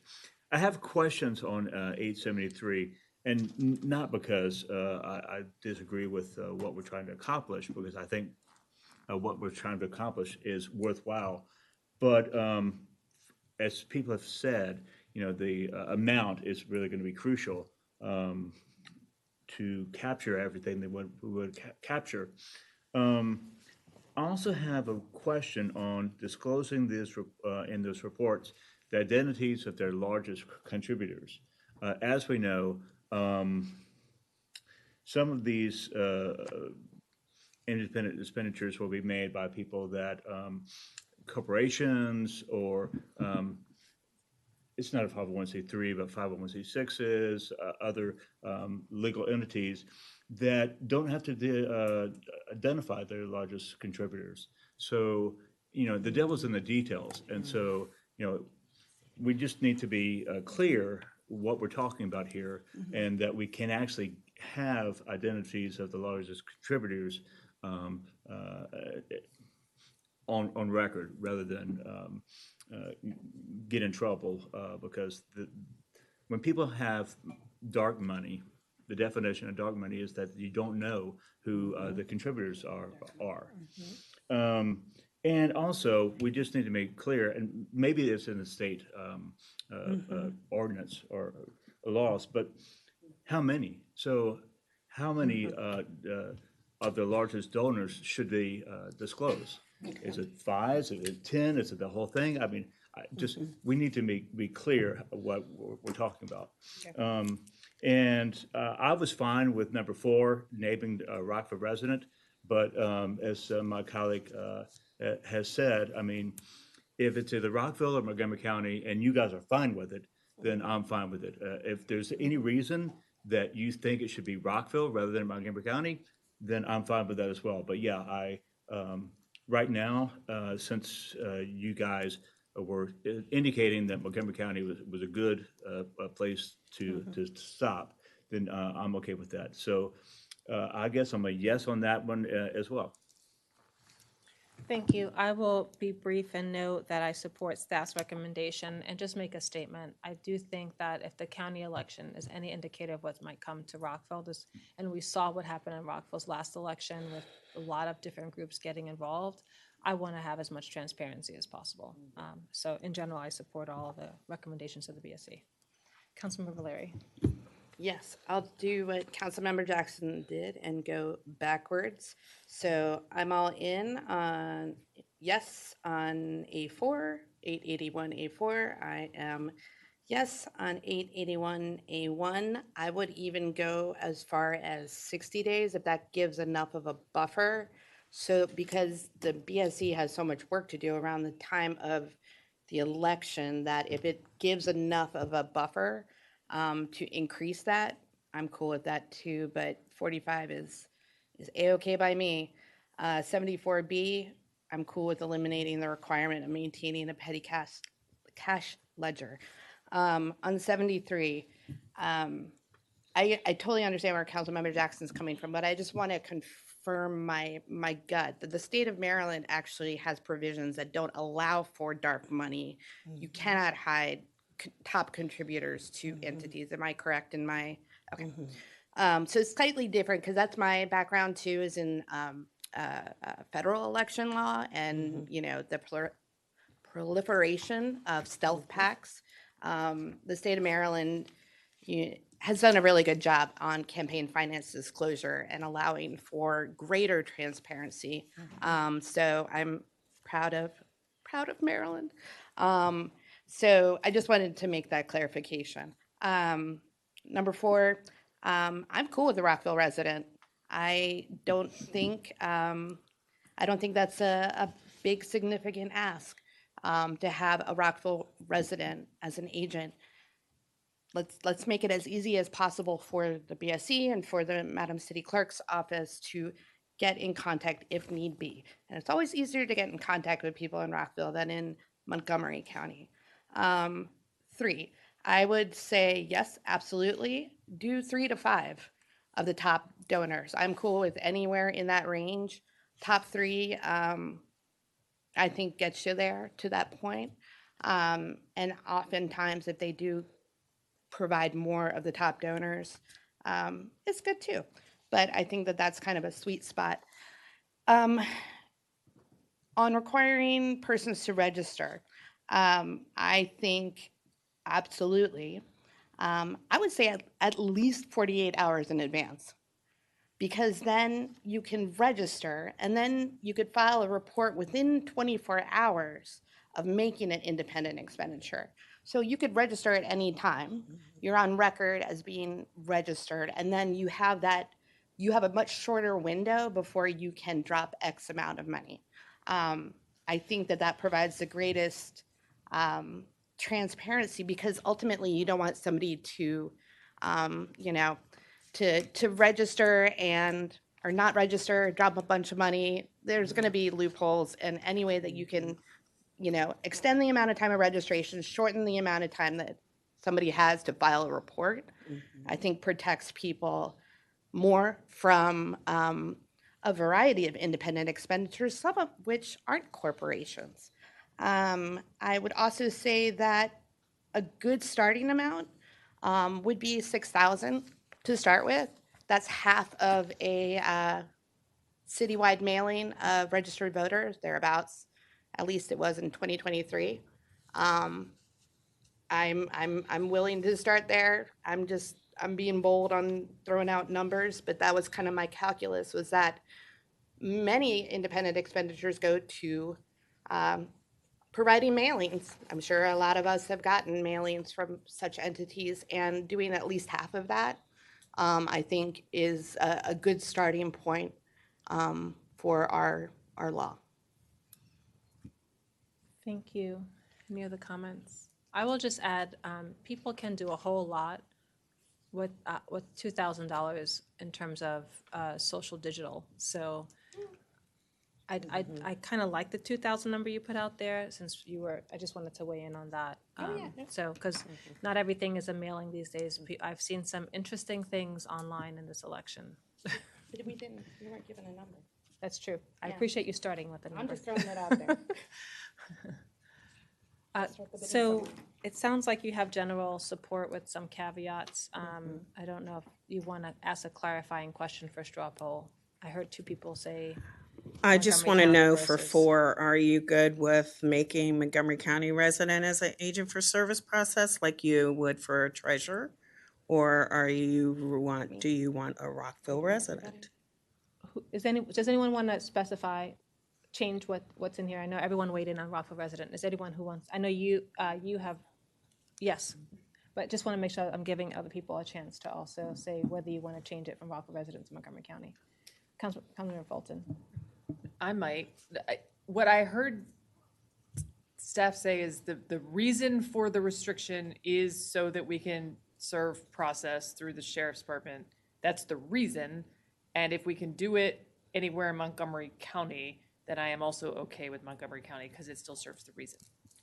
Do you want to clarify? Do you want to come back to us on information, or is that clear? Because I know there was. I'll you said come back something- unless the board has a different reason for why they would like resident agent of So you're going to Rockville. come back to us and Yes. clarify? Councilmember sorry. Shaw, you had a question? No worries. That was also my question from Councilmember Fulton. Yeah, can you all just come back to us with more information on Yeah, and how about the genesis of this? identifying their largest contributors, 3 to 5. Is there a number that you all would want to throw? Is there a number? Councilmember Shaw has Yeah. an additional point So- to make. Okay. Yeah, because the reason why it's in the treasurer for the candidate, the jurisdiction is Montgomery County. I think at one point it was Rockville, and then it expanded to Montgomery County. So if you could just share some information of why it went from Rockville to Montgomery County when you bring back the information. Yeah, that was a change a long time ago. Might need some digging, but. Because that would be we'll bring it interesting back to that you. it would be Rockville, and then for the candidate, it would be Montgomery County if it's based on the effort Okay. through the sheriff's office. I'm going to wrap this up and say, come back to us more We'll information. come back So I'm with that watching one. the time. We're at 10 Some more in o'clock. that one. And then you're asking about 3 to 5. 3 to 5, the largest contributors. Councilman Jackson, you had a comment? Yeah, so on that 3 to 5, I'd also ask for more information on what it means to disclose in the reports the identities of the largest contributors. So is it based on a state law? And if so, It is. how many do they list? Does the state have guidance on how many they need to list? Oh, yes, What is it? absolutely. Is it 3 to 5? What is the number? 6. 6, the top 6. I think we should just align with state law. Yeah. Okay. I'm good. Okay, I'm seeing thumbs up. Okay. Through my pen. All right.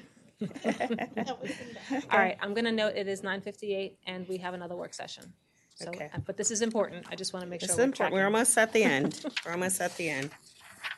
Next slide, 8-83A, increase the maximum late fee for filing campaign finance reports from the current maximum of $360. This was because there really is no incentive for those who want to not file in a timely manner. $360, they usually, will let that, the board cannot go after them for another 30 days, so then it's another 30 days, and it just continues the request longer, and we think raising that rate, that maximum penalty will make eyebrows raise a little more and the candidates come in compliance easier. Can I just ask, just for the whole body, if you have a number, anything that you all have discussed or background as you go through these, please let us know. So I don't see it increase to what, but just let us know if you have any guidance so that we can, as we go down the line, can say yay or nay. They have spoke about $1,000. Thank you. Okay. 8-83C, create a more streamlined and rationale procedure for imposing and collecting late fees from those that do not file in a timely manner.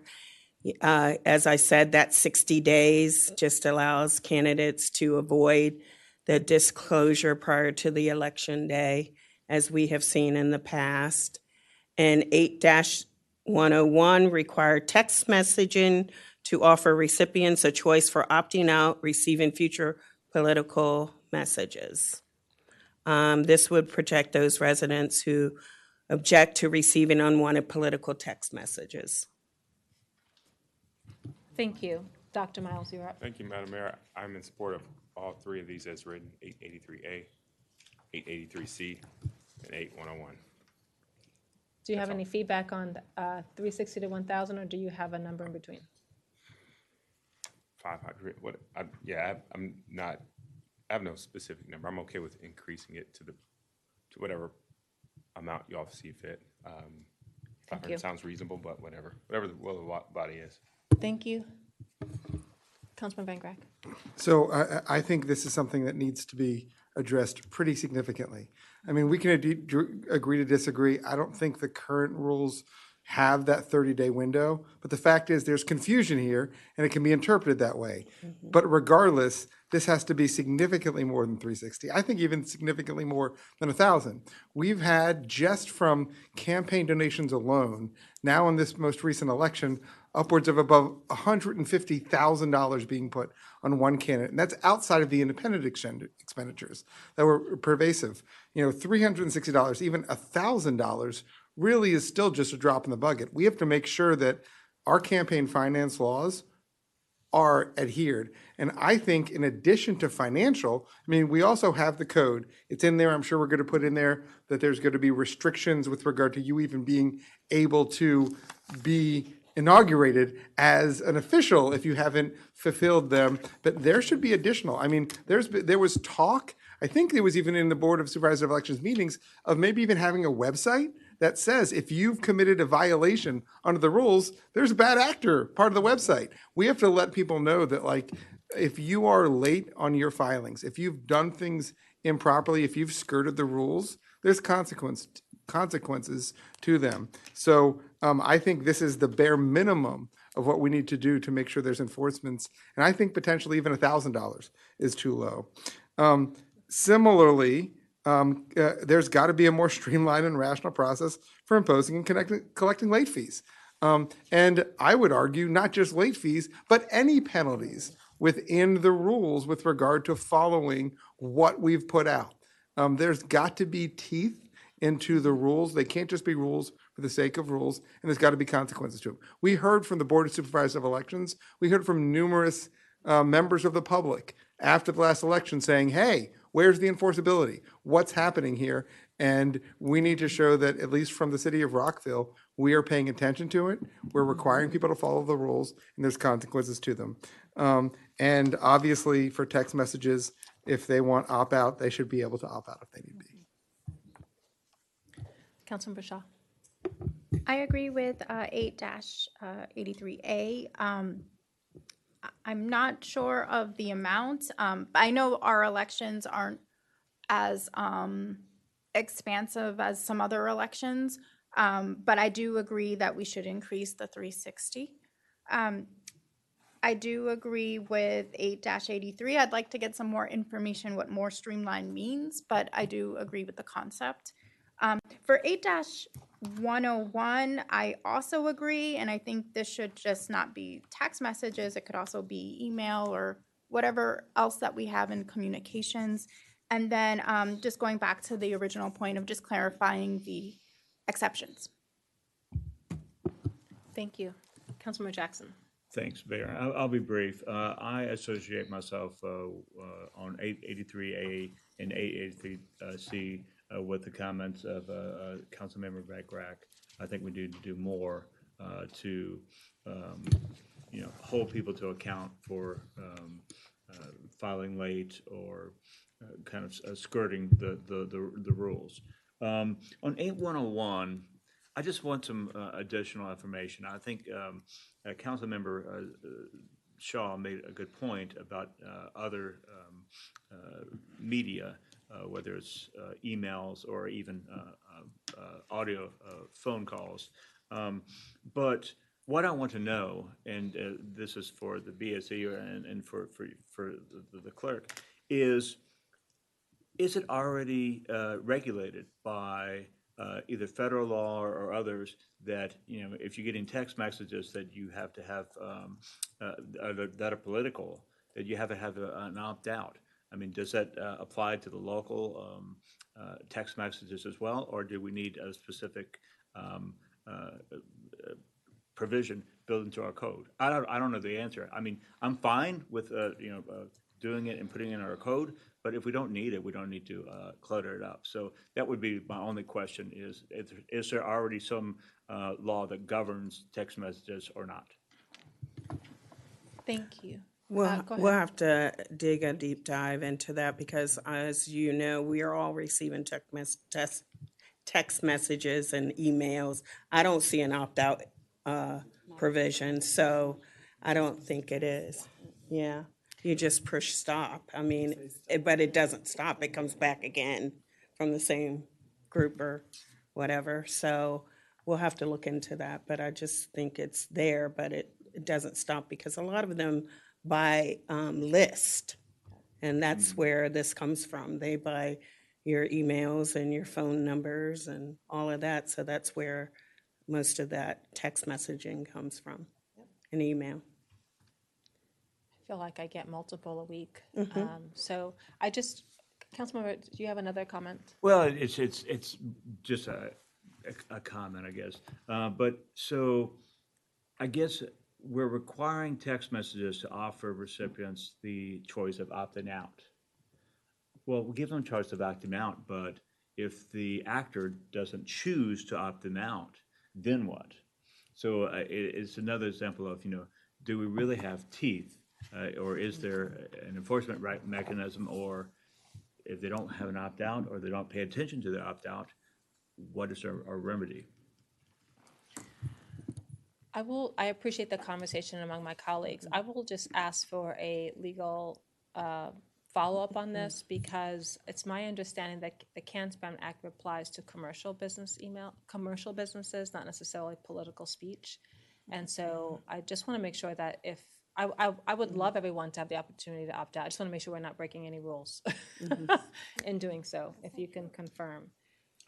So that would be very, very helpful. And otherwise, I support it, but just want to make sure there's a legal check to make sure that we can do that. I support everything that the BSC is recommending. I agree with increasing the fines. There's not really a way to distinguish, but you might have like an individual who's new to elections and is trying to figure things out. I remember when you're a first-time candidate, how confusing things are, and it's a lot. So, I feel for that new candidate, but I also feel like outside entities should pay more, but I don't think we can do that. So I don't think we can separate the fees. I think it's blanket, but you all tell us. But that is why we have campaign finance training for the candidates and the treasurers. That's true. And we do point these things out to them, and they should be reading the code if they're running for office. That is true. And I also have seen, not necessarily here in Rockville, but people who wait until last minute so people don't see what they're planning in their elections, and use the deadlines of campaign and when they have to submit carefully. So for me, just generally better transparency is important.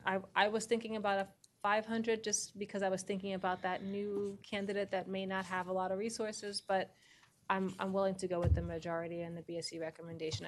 I do think about the individual, but I am concerned with the outside groups getting involved and not responding. I know you all had a difficult time with that. Councilmember Leary. Yes. This is an exciting adventure in the limits of speech. It's fascinating. Okay, so going in order.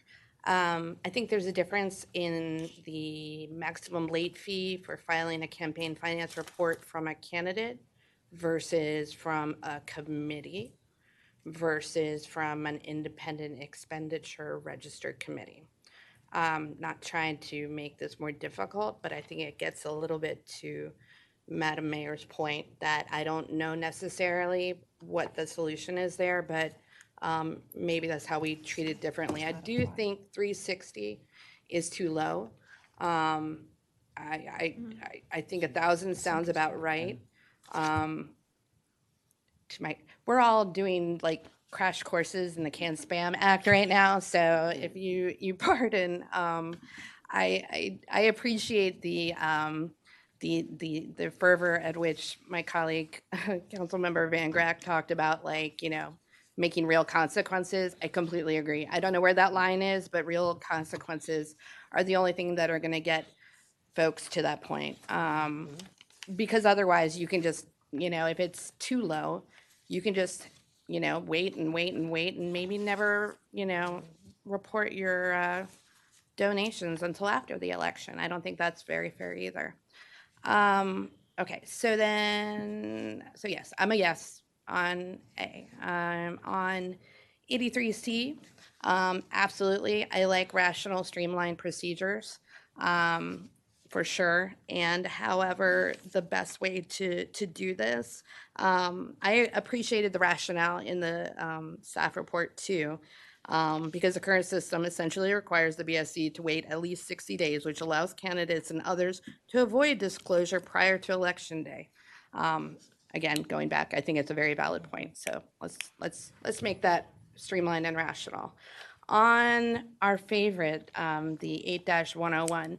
So we all keep applying both federal and state law, and while state law can absolutely inform us of all these things, we do run our own elections. So what I think is missing in this phrase is requiring text messages to offer recipients choice of opting out of receiving future political messages regarding municipal elections. We can't control everybody and their grandmother who is purchasing lists of cell phone numbers and just, robo spamming everybody.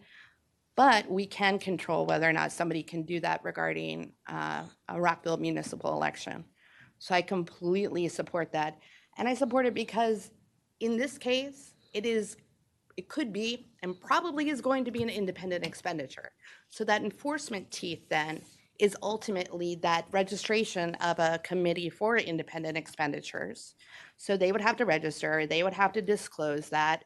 And then the having the individual that they can serve process to, whether they're in Rockville or Montgomery County, at this point, let's just make sure that that person is going to have to be contactable, that we are able to contact them basically. And that's, I think, the teeth to being able to enforce 8-101. And that's where I stand.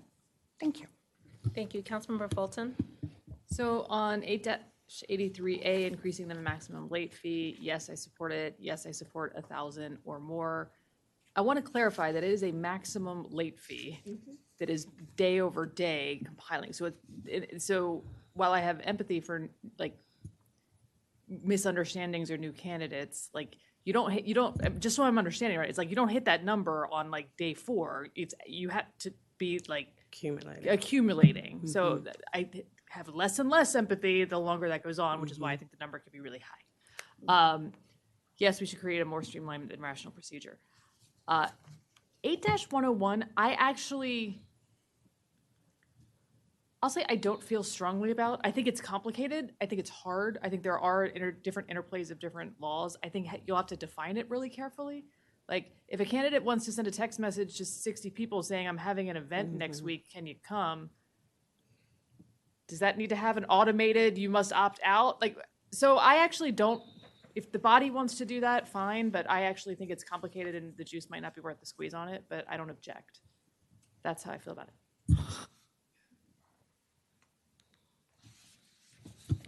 Any clarifying questions you need of the body here? Thank you. Councilman Van Grack.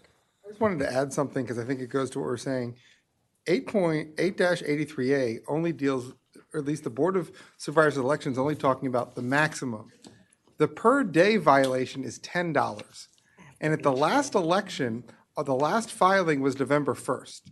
The election happened on November 7th. So if someone who wanted to hide their results could just take a $70 fine and not declare their final expenditures or donators until after the election. And quite frankly, that to me, $10 a day seems low. Now we're talking about penalizing. If someone makes a mistake, it's one day. Let's say that's 25, 30, 35. Okay, that's a mistake. But if you're, consciously and you're going a number of days, I think $10 a day seems ridiculously low for a violation that could have consequences when the last election report is literally only days before the election, which is meant for open discourse so that right before the election, the public knows who's giving, what is being expended, and what's being done. But if we're only having $10 a day, someone can skirt that requirement that's in the rules. So that's just thank you for raising that. That's another just sort of thing to look at more holistically. I know that there's a maximum, but what is the intent? We're trying to make sure people file sooner than later. So if maybe there's some additional recommendations the BSC has on that front. Okay. I'm hearing maybe more than $10 a day in whispers. Yeah. Yeah, if you're increasing the fine to 5 or 1,000, you have to increase it per day. You would want to. Yep. Okay, next section. All right, the next. Councilmember Shaw has one more thing. Okay. For increasing the fine, there are like several notifications that go out, and before there's several notifications, right? Oh, yes. Okay. I would also say, absolutely, if they've registered and you can find them, you all had some trouble finding people last time, didn't you? Yes. Yeah. So best effort to communicate. Right. Yeah. I did want to note that we have 2 more sections, and I just want to flag for Mr. City Manager. I know you have staff waiting, and I always promised before 10:30 that we would take a pause and say we still have a fast work session. Do you want to opine or share what you think? I'll try something different just to see if it'll stick. I think we provided you with a very comprehensive report on FAST. So I think we made outstanding progress on this. I would just encourage you to look at the report in detail, and if you have follow-up questions, just let us know. Just a thought. Councilmember Fulton. I very much support that recommendation, in part because you're not seeking feedback, right? Like, you don't need policy direction from us to move forward on anything. We might have questions, but you don't need policy direction to move forward. That's correct. Yeah. Councilmember Valeri. I always love sitting next to Councilmember Fulton because I swear we're very opposite, but we're getting at the same thing essentially. No, it's not policy direction, but if we have questions and we ask them in an email to you, then the public doesn't get those answers. So for that reason, transparency, absolute accountability, we need to have this from the dais. Yeah, thank you. So it's my understanding, just like with a special presentation, we have the capacity to post our answers. Correct. Which, okay, I've sent questions, and I know you've they haven't been posted yet because we are just discussing this. But there could be a page on FAST or somewhere on the CPS site where you would Happy to note do this. that. Okay. Yep. Thank you. And I will just say, I think maybe there is a future webinar for the community where you just post a video of what we've done, just to highlight the many good things that the team I think has that's done. a terrific idea. Happy to do that. Okay, all right. Is everyone okay with this approach? And I'll just say, you've done a fantastic job. I appreciate it. Thank you, Mayor. I'll share that with the team. Thank you. Back to our regularly scheduled program. Okay. A little more. We have 2 new ones that they would like to propose. Adding a new section describing the authority of the BSC to include conduct municipal elections, determine adequacy of nominating positions, and certification of candidacy of nominees. 3, issue forms for reporting other purposes. 4, review and determine adequacy of campaign finance report. 5, supervise canvassing of ballots. 6, investigate violations of Chapter 8. 7, issue municipal infraction citations to those who violate Chapter 8. And 8, certify the election results. This would resolve questioning regarding authority of the BSC, which might arise in any litigation. The last new provision would make it a crime to threaten an election official or an election worker or an immediate family member of an election official or election worker because of that elections or election workers' role in administrating the election process.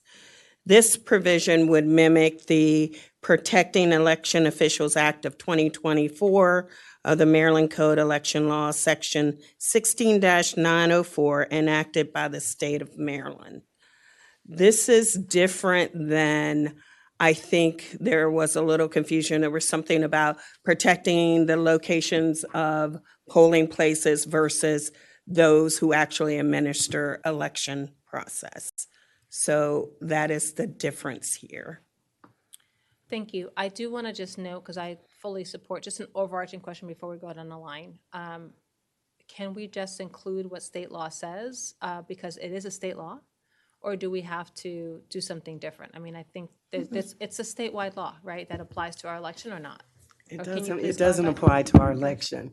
This is in the election article of state law, and it defines an election as not a municipal election. Mhm. So So in it that does case, they not clarify apply state to election. our municipal elections. Okay. So we could adopt something similar, but it would have to be part of Chapter 8. And you are proposing to leverage almost to the T what the state has done, but clarify it's for municipalities, municipal elections. Is that correct? We're not going farther or less than what the state's doing? I mean, candidly, these are the BSC's recommendations. I believe that is what they're recommending, is to mimic exactly what the state does, but do it for a municipal election. That's good clarification. Thank you. I'm just curious, can we straw poll this? It feels like this is, unless people have specific questions. Do you want to go down the line on this one? Yeah. Okay, all right, all right, all right. Dr. Miles. Did you go? Did we go? I know we went to Kate, Dr. Miles. Okay, so we'll go back to Councilman Van Grack. So, I mean, in general, I'm okay. But I think a lot of this is in the language. I mean, what does it mean to conduct the municipal elections? My understanding is the conduction happens with the clerk's office. And so what we had talked about before and what I've talked about is making sure with regard to the tasks that are within the code, the buck stops somewhere. And so with regard to making sure that certain buck stops with the Board of Supervisors elections versus the clerk's office, we've got to make that clarification. So for the most part, I'm okay. We get to these last two sections where we've had conversations in the past with regard to investigating violations and issue municipal infraction citations. We're getting into kind of some, I guess, difficult territory here. What does it mean to investigate violations? Obviously, there's got to be someone that looks at violations. Someone that, if someone sees a picture of a sign that has, the wrong nomenclature on it that is in the code, someone's got to look into it. It's the Board of Supervisors elections. On the other hand, does investigate violations mean that they have, a star chamber ability to bring in everybody and therefore have, subpoena power? There clearly is, there has to be an understanding of what is the variation of investigate, because they're also the ones who are helping enforce the violations that we saw with the late fees. So what that means, I'm not sure. There's got to be some authority for them to be able to enforce along with the clerk's office or the city attorney's office. Similarly, issue municipal infractions. Once again, I'm not aware that we really have a municipal infraction volunteer body within the city. On the other hand, there have been tasks independently to do something. So I think there's a middle ground that, we've talked about the difficulties in the details, what is being allowed. But once again, and we come to the same theme as before, clarity is kindness. We've got to fully understand before we approve any of these, what is actually being given the authority. For the most part, I'm fine, but the last two give me pause because that authority, could be too large that we're necessarily giving to individuals, and we have to make sure that it's being done properly. And with regard to making it a crime to threaten an elected official, absolutely. We've got to make sure that our election officials and our Board of Supervisors of Elections and anybody such as the clerk's office is administering the election is protected as much as possible. Thank you. Councilman Bershaw. Generally, I do agree with all of these, and I agree with my colleague, Councilmember Van Grack, around having more clarity. I would also like to just understand a bit more around number 7, issue municipal infractions, if that would be done with the city attorneys, like consulting them or just getting information from them. I would just like to have some more information around that. Also, I do agree with the new provision to add a provision making it a crime to threaten an election official or worker. I would like to have some more information about what is considered a threat. And the only reason why I'm asking that is because we would want these laws to stay throughout like all future BSEs, and we don't want someone to take advantage of this. And so just having just some more clarity. Thank you. Councilmember Jackson. All right. So looking at this, I'm fine with most of what we have here. Like Councilmember Van Grack, I have concerns over 6 and 7. I won't say the last two because the last two were, the last one was certified election results, which I'm sure he's totally on board with. But I just want to ask on this new section, Is there anything new that we're putting down on paper, or is this, we're just codifying exactly what the authority is? That 6 and 7 would come with the enforcement part of the new election rewrite, and what authority you all would be given to the board versus what provisions or what new standard and operating procedures the board would have to follow for issuing and that enforcement part. And we haven't gotten there yet. Okay, so I mean, that's still kind of, Right. we're working out the details. Right. And I mean, it's a cliche, obviously, but I think clarity is kindness in this case. I'm going to And start so- counting how many I times know. you say this. Jeff I is cou- I just couldn't hitting it. I couldn't resist. Repetition is not. Right. No, Are we but, at 7? Are we at 7? We're at 7. but I think we have to clarify Yes. 6 and 7 Yes. and what we mean by that. Now, the other question I have is, we list 8 things. Is that it, or is it going to include a provision in the code that says and, or, I don't and think other that's duties? exhaustive. I think that what the board was getting at, many other jurisdictions have a powers and duties section that says specifically what the powers and duties are of the board or supervisors of elections. And we don't really have that. And so I think those were some examples of what we might put in or what we would put in, but we may want to put some other things there. Yeah, it's not really exhaustive. So, Exactly. and maybe other duties. Correct. Okay.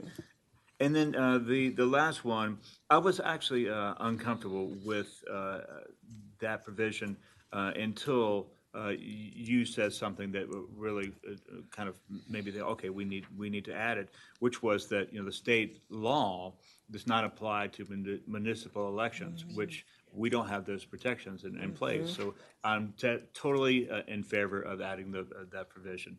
I didn't realize that state law left us out, and I think we need to rectify that. Thank you very much. I agree with my colleagues for the majority. I do like the opportunity to be more clear with the BSC. I think that was an issue last election.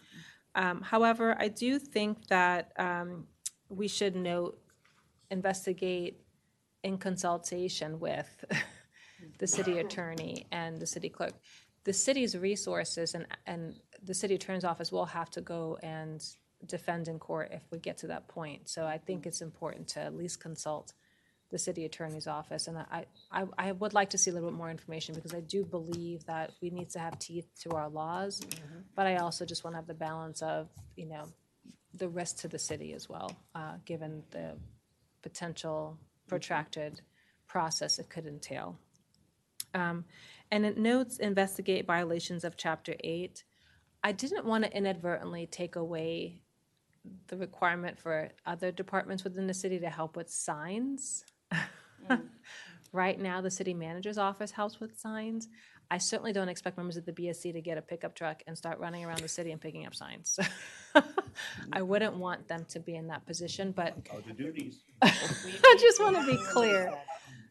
What are you proposing for signs? Because I didn't want to inadvertently put a bunch of work on their plate, and I do think that we have staff who can work on that. We have a campaign policy that now falls under the city manager's office, and that is one of those duties. Mr. City Manager? And to be clear, I would delegate that to the code enforcement department, Yes. which we haven't done in the Absolutely. past. We've already been doing this election cycle, Right. so we need to keep doing that. Yeah, we have done it in previous election cycles. Oh, okay.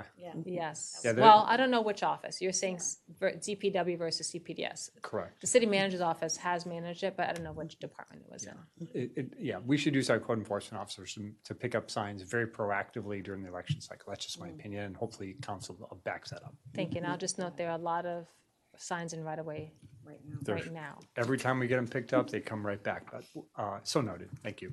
Thank you. Okay, I just wanted to clarify that. I would feel for Mr. Mihalik or the BSC having to do that. I want to make sure that's clear. And then I also I know that in our election code and when we got the other draft, it said that there would be protocols developed or administrative processes. I think some of these sections would really require to have some administrative policies as to how you investigate and how you administer municipal infractions. So there's not a willy-nilly approach depending on who is at the BSC versus not, that there's some standardization and continuity from multiple boards, because people change. Mayor and council change, staff change, so just some guidance there. I would assume that we would be creating that as well. Absolutely, you'd have to do the SOPs after the enforcement has been in place. Okay, and I do, since you clarified that the state law does not apply here, I do support aligning with the state on that. I think you noted it might be a misdemeanor, or you redo your homework on what's the appropriate approach here, looking at state law. Now, my question is, the polling locations does apply to the city or not? It would be vote centers, so Vote it would be, centers. we would include vote centers, not polling places, because we don't have them. And Correct. Yeah. But does the current state law apply or not? 'Cause I know that the CPD, I didn't have a chance to really fully review the email that we got. Not for us. Not for us. Not for us. So then I just wanted to note we should look at that more broadly. And then the last thing I'll say is there is some discussion about ICE around polling locations. And I just want to make sure that we're thinking about those issues as well to protect our community and make voting free of intimidation. Councilman Valeri. Yes. Okay, so on the new section describing the authority, I'm in agreement with many of the previous comments. This is, I guess, more of a question for our acting city attorney, but if we solely put that the BSC has the authority to conduct municipal elections and we don't include in conjunction with the city clerk or whatever, city clerk's office, not whatever, do we have any liability concerns? Or, that, like, as far as if in the conduct of an election, let's just say something goes awry and the liability, the risk of a lawsuit, if it's solely the BSC as the entity with that authority, you kind of see where I'm getting at? Yeah. So Do we have a concern there? I don't have a concern. I understand what you're saying, but candidly, the city has insurance and they're covered. Yes, Okay. under the local government insurance trust insurance. Correct. Boards and commissions are covered. And they're covered as, agents of the city or the body. Okay, that's fine. That works for me. That was one of my questions that I had on that. I'm in support of for 6 and 7, adding something to the effect of in close consultation with the city attorney. Not just in consultation. I think it should be very close. And to a certain extent deferential, because I think that that's not the primary authority of the BSC. Everything else looks A-okay by me. Thank you for the clarity on the new provision.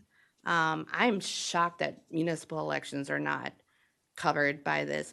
Maybe I'm like, where's Linda? Maybe that's what we should have added to our MML list. That's leaves a lot of people without coverage, not just us. And I don't think that that's right that they carved out local elections, because I think the same issues could apply. So I'd be down for advocating for that in the next legislative session. I think that to an earlier point by Councilmember Shaw, threatening and intimidating are defined under law, so that there's not a lot of wiggle room. And I'm sure the officers who are here every night with us could give us more information if we were curious about what threatening and intimidation, the legal standard is. Thank you. Thank you. Councilmember Fulton. Yes, I support making sure that our elections are protected the same way the state protects its elections. So yes to the bottom one. On describing the authority, yes, we should have somewhere a section that describes the authority of the BSC better than we currently have it. But this is an area where I could use a lot more like benchmarking or comparison or how do other people do it. I don't mean to be flip, but like the justification is it resolves questions regarding the authority of the BSC. Well, yeah, but which way are we resolving it and why? So, you know, I try to do a little looking myself. Like I don't know that our, like most of our other municipalities have this. Like, I don't know that our sister cities nearby give the BSC this kind of authority. So I want to resolve it. I just don't want to presuppose the correct way to resolve it without a whole lot more information. So yes, to the broad, yes, we should add the section, but what actually goes in it, I'd want to know a lot more before I decided what. Thanks. Thank you. Dr. Miles. Thank you, Madam Mayor. My comments are largely similar to my colleague, Councilmember Fulton, and as was kicked off by Councilmember Van Gratt with regard to the first section, the new portion, points 1 through 8, and then the second new section with regard to crimes and threatening election officials, I support as written. Thank you. Thank you. Just to clarify, were you open to the not polling, vote centers as well? We added that in. That's cool. Okay, you said as written, so I want to make sure. Okay, thank you. Councilmember Valeri? I think if we're doing the vote center edition too, I think we do need to actually add Dropbox locations as well, because the BSC is the entity that collects them all. So the threatening and intimidation could occur there as well. We would. Okay. Yeah. Thank They're you very hand in hand. much. Councilmember Shaw? I did just want to clarify with my comment around defining threatening. That could, we could just include language from elsewhere in the code, but just to make sure, because this is very new and we're adding this, just to clarify, or we can say refer to wherever, but just to have some additional information here, I think would be helpful. And then the comment around ICE, Madam Mayor, just to clarify, you weren't saying that the BSC would be responsible for that, right? No, you were just talking No, about. I'm just asking that staff think about ways to support voter security as well, and anything that we need to be learning. I was seeing some news reports about intimidation at polling locations. Okay, yeah, I definitely agree that we should have a plan. I just wanted some clarity. Thank you.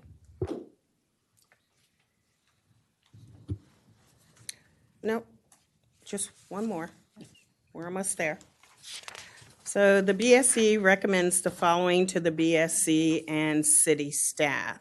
Prepare a handbook for prospective candidates, providing guidance and describing common pitfalls, which the board is working on and has worked on and completed.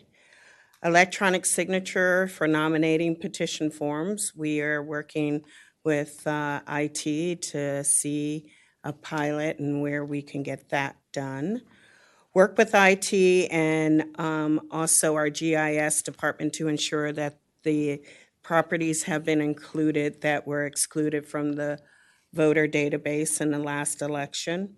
Make necessary arrangements with our UPS to our United States Post Office to retrieve ballots postmarked on or before Election Day.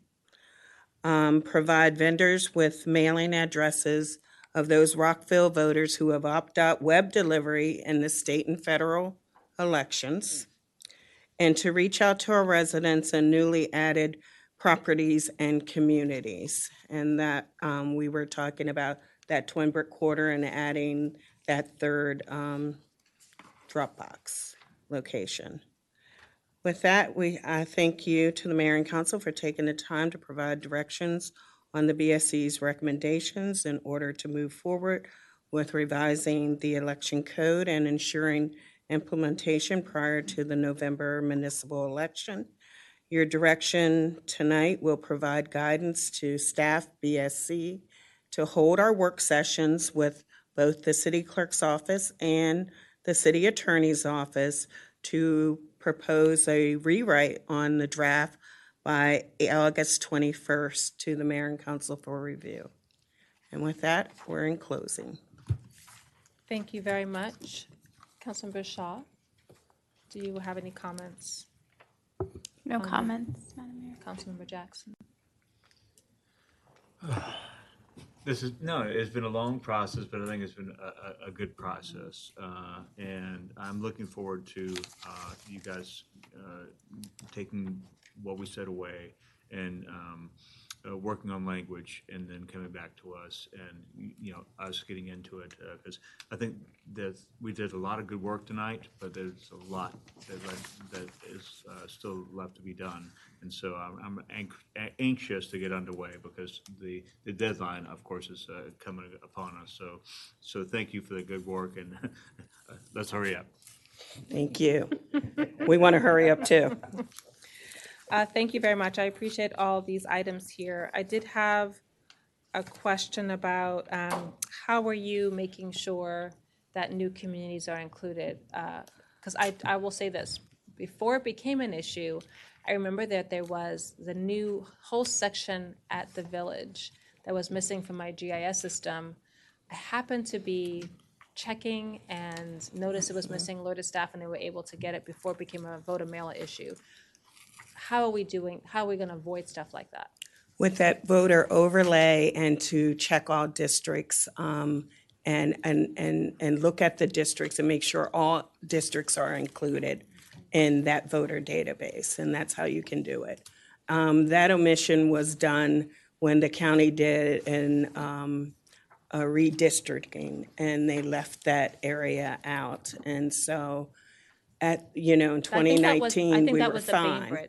Yeah, we were fine. I'm talking about the Glenmere at the village. But District 10 is included in that redistricting, and that was part of District 10. Okay, all right. Yes. So, and then as we develop new properties, you're working with CPDS. CPDS and sends us a address listing, and it also goes to the county. So we have to do checks and balances with the county, so they will include that at their GIS to ensure that those properties have been included in the voter database. Okay.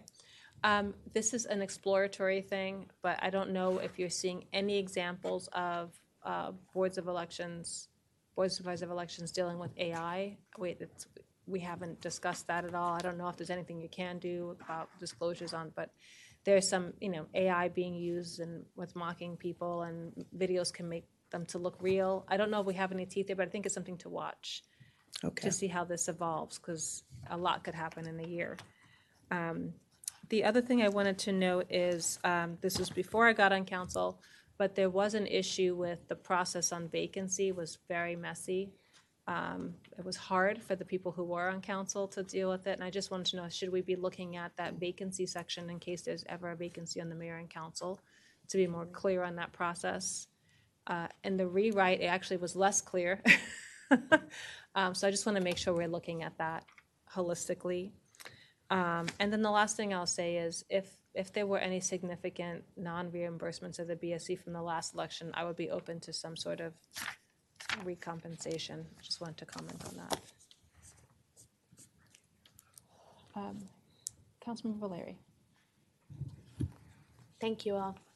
This is phenomenal work. I appreciate that we have so many more new communities on the horizon. So that point in particular is of great interest to me, because I think we just need to consistently across the city make individuals feel, from the moment that they move to Rockville, that they're part of the process, and that voting here is, they are welcome, and it's a very special thing that we have in vote by mail. So to that extent, just anything and everything that we can do, we should do. So that was kind of my biggest point out of that last slide. And thank you all for just tremendous work. And I'm with Councilmember Jackson. Let's get her done.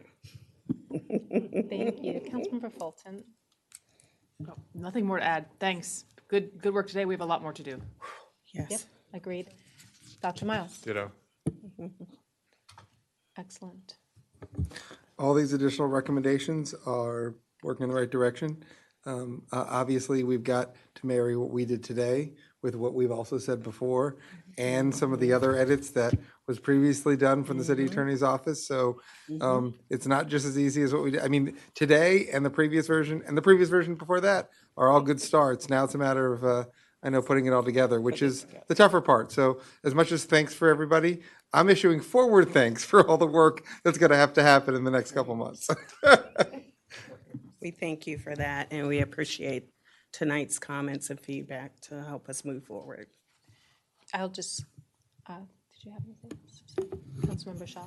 Yeah, I just also wanted to echo my colleagues and say thank you. I know this has been quite a journey from a very long time, and I know we also, like going back to the Rockville Charter Review Commission, so that it's just been a very long journey, so I'm glad that we have made the progress that we have. I'll do the final thanks on behalf of all of us. You've heard us say we really appreciate all the hard work. And I also want to look clearly at the BSC, those who are here, those who are not. Greatly appreciate their work because they had to do a lot of quick reviews in short order. And thank you to our city attorney and our city clerk. I know you've had to hustle on this, and thank you for the previous work of the city manager as well. Thank you. We are looking forward. We'll be watching this schedule very closely, and I just would ask the city manager and city clerk to make sure this is all mapped out in 6-month calendar, and also just encourage my colleagues. They're articulating in here when we're going to get drafts. Some of it's during recess, so it just may require us to send questions as early as possible so that they are prepared and we can have very productive work sessions. Noted. Thank you very much.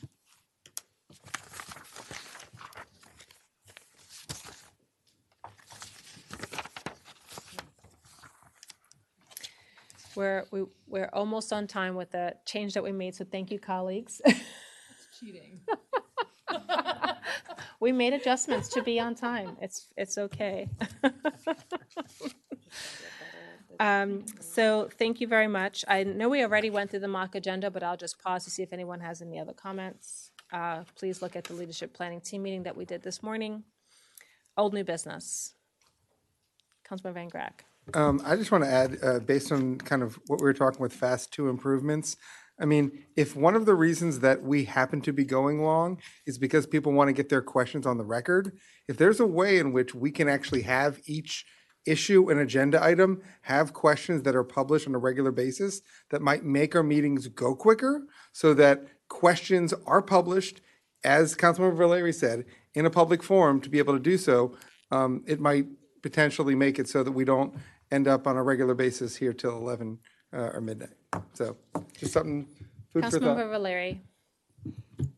I appreciate what you're saying. I think sometimes, while you absolutely can do that, I don't know if I'm alone in this, but I get benefit from hearing the rationale of everyone's, I am thinking this way and this is why. You can't capture that in a list of questions necessarily, nor could I have some of our wonderful rejoinders that Councilmember Van Grack and I have. I think this is more than like, I need my questions on the record. It's more about, collaboration to come to a decision point, and maybe, we learn a little bit something that we didn't know before. Thank you. Can I just, maybe we can take this one offline in the spirit of time. But I just want to say thank you for moving forward with the questions that we had. And just on FAST alone, incredible progress. I actually was today hearing the city of Rockville was great. I know we still have some work to do because there's a couple of times we have hiccups because we're all human and systems are not perfect, but we're trying to be better. But I do think that this is something that we should work with Reddy and the team to get out, because I think the business community would benefit of seeing the presentation as well. So thank you for that. I just want to flag one thing. I did hear last week that WSSC has flagged some concerns regarding another section of the Potomac Interceptor, that there is a plan to address it. But I just wanted to say, I appreciate the collaboration of the city and the county with WSSC and DC Water. And please just keep us informed on next steps. I think there's an action plan. Will do. Thank you. Thank you. All right. Does anyone else have anything to add? Councilmember Shaisi, you want to make the motion to adjourn? I move to adjourn. Thank you. Do we have a second? Councilmember Fulton seconds. All those in favor, please raise your hand and say aye. Aye. Excellent. Thank you all. Have a wonderful evening. Thank you to all of our staff and residents for watching.